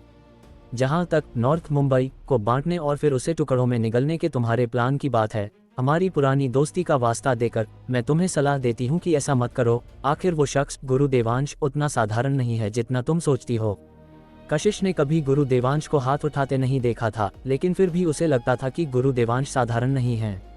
सिर्फ इसलिए नहीं कि गुरु देवांश ने 5 सूबा अखाड़ा प्रतियोगिता में भैरव सिंह को एक वार में खत्म कर दिया था, बल्कि इसलिए भी कि हरिहरेश्वर से लौटने के बाद उसके पिता का उसके और देवांश के रिश्ते को लेकर नजरिया 180 डिग्री बदल गया था। कोई भी जानता था कि इससे पहले उसके पिता उसके देवांश को पसंद करने के सख्त खिलाफ थे। ये बात कशिश को ये शक करने पर मजबूर करती थी कि हरिहरेश्वर में गुरु देवांश की ताकत ने उसके पिता को पूरी तरह निराश कर दिया था, क्योंकि सिर्फ इसी वजह से उसके पिता अपनी पुरानी सोच को पूरी तरह बदल सकते थे और महाराष्ट्र का नंबर 1 बनने के विचार को पूरी तरह त्याग सकते थे। इसलिए उसे लगा कि गुरु देवांश की ताकत बाहर उड़ रही अफवाहों से कहीं ज्यादा है। कशिश, ऐसा नहीं है कि मैं तुम पर भरोसा नहीं करती, बल्कि बात यह है कि तुम मेरे देशमुख परिवार की असल नींव को जानती ही नहीं हो। ईशा ने सिर हिलाया और मुस्कुराई, माना गुरु देवांश ताकतवर हैं, लेकिन क्या मेरे देशमुख परिवार में ताकतवर लोग नहीं हैं? और बात करते करते ईशा रुकी। उसने प्राइवेट रूम की खिड़की के बाहर झील पर पड़ती चांदनी को देखा, फिर अपनी नजर वापस खींची और जारी रखा, जब मैं तुमसे बात कर रही हूँ ठीक उसी वक्त कोई सोलापुर के सरताज से मिलने जा चुका है। ये सुनते ही न सिर्फ कशिश बल्कि रणवीर और बाकी लोग भी कांप उठे। साफ था, उनमें से किसी ने उम्मीद नहीं की थी कि इस बार देशमुख परिवार की कार्रवाई इतनी व्यापक होगी। कई जगहों पर और कई मोर्चों पर एक साथ हमला, क्या यही देशमुख परिवार की असली ताकत थी? तुम्हें लगता है कि सोलापुर का यह नया सरताज मेरे परिवार की शर्तें मानेगा? ईशा ने मुस्कुराते हुए पूछा। नहीं, कशिश ने दृढ़ता से कहा, क्योंकि उसने अपने पिता से सुना था कि सोलापुर का सरताज गुरु देवांश का जिगरी दोस्त है। इस कनेक्शन के साथ कोई भी सोलापुर के सरताज को नहीं खरीद सकता। लेकिन ईशा खिलखिलाकर हंसी, अपनी आंखें सिकुड़ते हुए बोली, मुझे लगता है वो मानेगा। आखिर देशमुख परिवार ने जो शर्तें रखी हैं वो ऐसी हैं जिन्हें वो मना कर ही नहीं सकता। उद्धरण चिन्ह ... उद्धरण चिन्ह। कशिश ने माथा सिकोड़ा, उसे लगा कि कुछ तो गड़बड़ है, क्योंकि ईशा बहुत ज्यादा कॉन्फिडेंट थी। कशिश, असल में तुम्हारे पिता को पता होना चाहिए, बस उन्होंने तुम्हें बताया नहीं। हमारी बरसों की दोस्ती की खातिर मैं तुम्हें भी एक सलाह देती हूँ। ईशा अपनी कुर्सी पर पीछे झुक गई, रिलैक्स नजर आते हुए। उदय ग्रुप एक मोहरा है जिसे हमने नागपुर में प्लांट किया है, और उदय ग्रुप के पीछे असली मास्टरमाइंड असल में एक तांत्रिक है जो आम लोगों को श्राप देकर मार सकता है। हमने अंकल खन्ना को पहले इसलिए बनाए रखा क्योंकि हम इंतजार करना चाहते थे कि वो नॉर्थ मुंबई को एक करें, फिर मेरा परिवार मलाई खाएगा। अब जब गुरु देवांश ने फल तोड़ लिया है तो अंकल खन्ना की अब कोई कीमत नहीं रही। इसलिए अगर वो सरेंडर करते हैं तो स्वाभाविक रूप से सब खुश रहेंगे, अगर नहीं तो हमें दोष मत देना कि हमने अपनी बहन जैसी सहेली की कद्र नहीं की। कशिश, ईशा के शब्दों ने उसे ऐसा महसूस कराया जैसे वो किसी बर्फ के तहखाने में गिर गई हो। उसने कभी कल्पना नहीं की थी कि खन्ना और देशमुख परिवारों के बीच के संघर्ष में खून खराबा भी शामिल होगा। वो सोचती थी कि उसके पिता सर्वशक्तिमान हैं, लेकिन अब लग रहा था कि देशमुख परिवार जानबूझकर लंबा खेल खेल रहा था। ओह, मैं बताना भूल गई, क्या तुम जानती हो कि मैंने नागपुर के खन्ना परिवार को सरेंडर करने के लिए मनाने का यह हाथ से खेलने वाला काम अपने हाथ में क्यों लिया? ईशा ने अपनी आंखें थोड़ी सिकुड़ी, उसका चेहरा एकदम शांत था। ये देखकर कि कशिश ने जवाब नहीं दिया, उसने फिर पूछा, चलो मैं शब्द बदल देती हूँ, तुम्हारा सोलापुर का सरताज मेरे देशमुख परिवार द्वारा प्रस्तावित शर्तों को मना क्यों नहीं करेगा? कशिश, वो इसलिए क्योंकि इस बार सोलापुर में माफी का प्रस्ताव लेकर आने वाला शख्स वही तांत्रिक है जिसका जिक्र मैंने अभी किया, ईशा ने मुस्कुराते हुए कहा। और अब तुम भी सोलापुर में हो तो मुझे लगता है कि अंकल खन्ना को मेरे प्रस्ताव को मना नहीं करना चाहिए। कशिश, क्या तुम सहमत नहीं हो? उद्धरण चिन्ह ... उद्धरण चिन्ह। कशिश सन रह गई। तो ईशा जानबूझकर उसे सोलापुर लाई थी हवा पानी बदलने के बहाने, लेकिन असल में यह उसे सोलापुर में बंधक बनाने के लिए था। ये सब ईशा की गणना का हिस्सा था। ईशा, तुम कितनी शातिर हो। कुछ फैसले पैसों से नहीं, रीढ़ से लिए जाते हैं। कुणाल ने आज इन्वेस्टमेंट नहीं खोया, उसने अपने किरदार को चुना। और नताशा, उसने वो जिंदगी चुनी जो चमकती तो है लेकिन किसी की नहीं होती। ऊंचे सर्कल, बड़ी बातें और नकली वादे, यहाँ इंसान नहीं सिर्फ इस्तेमाल होता है, क्योंकि जो एक बार अपना आदमी छोड़ दे वो कल किसी का नहीं रहता।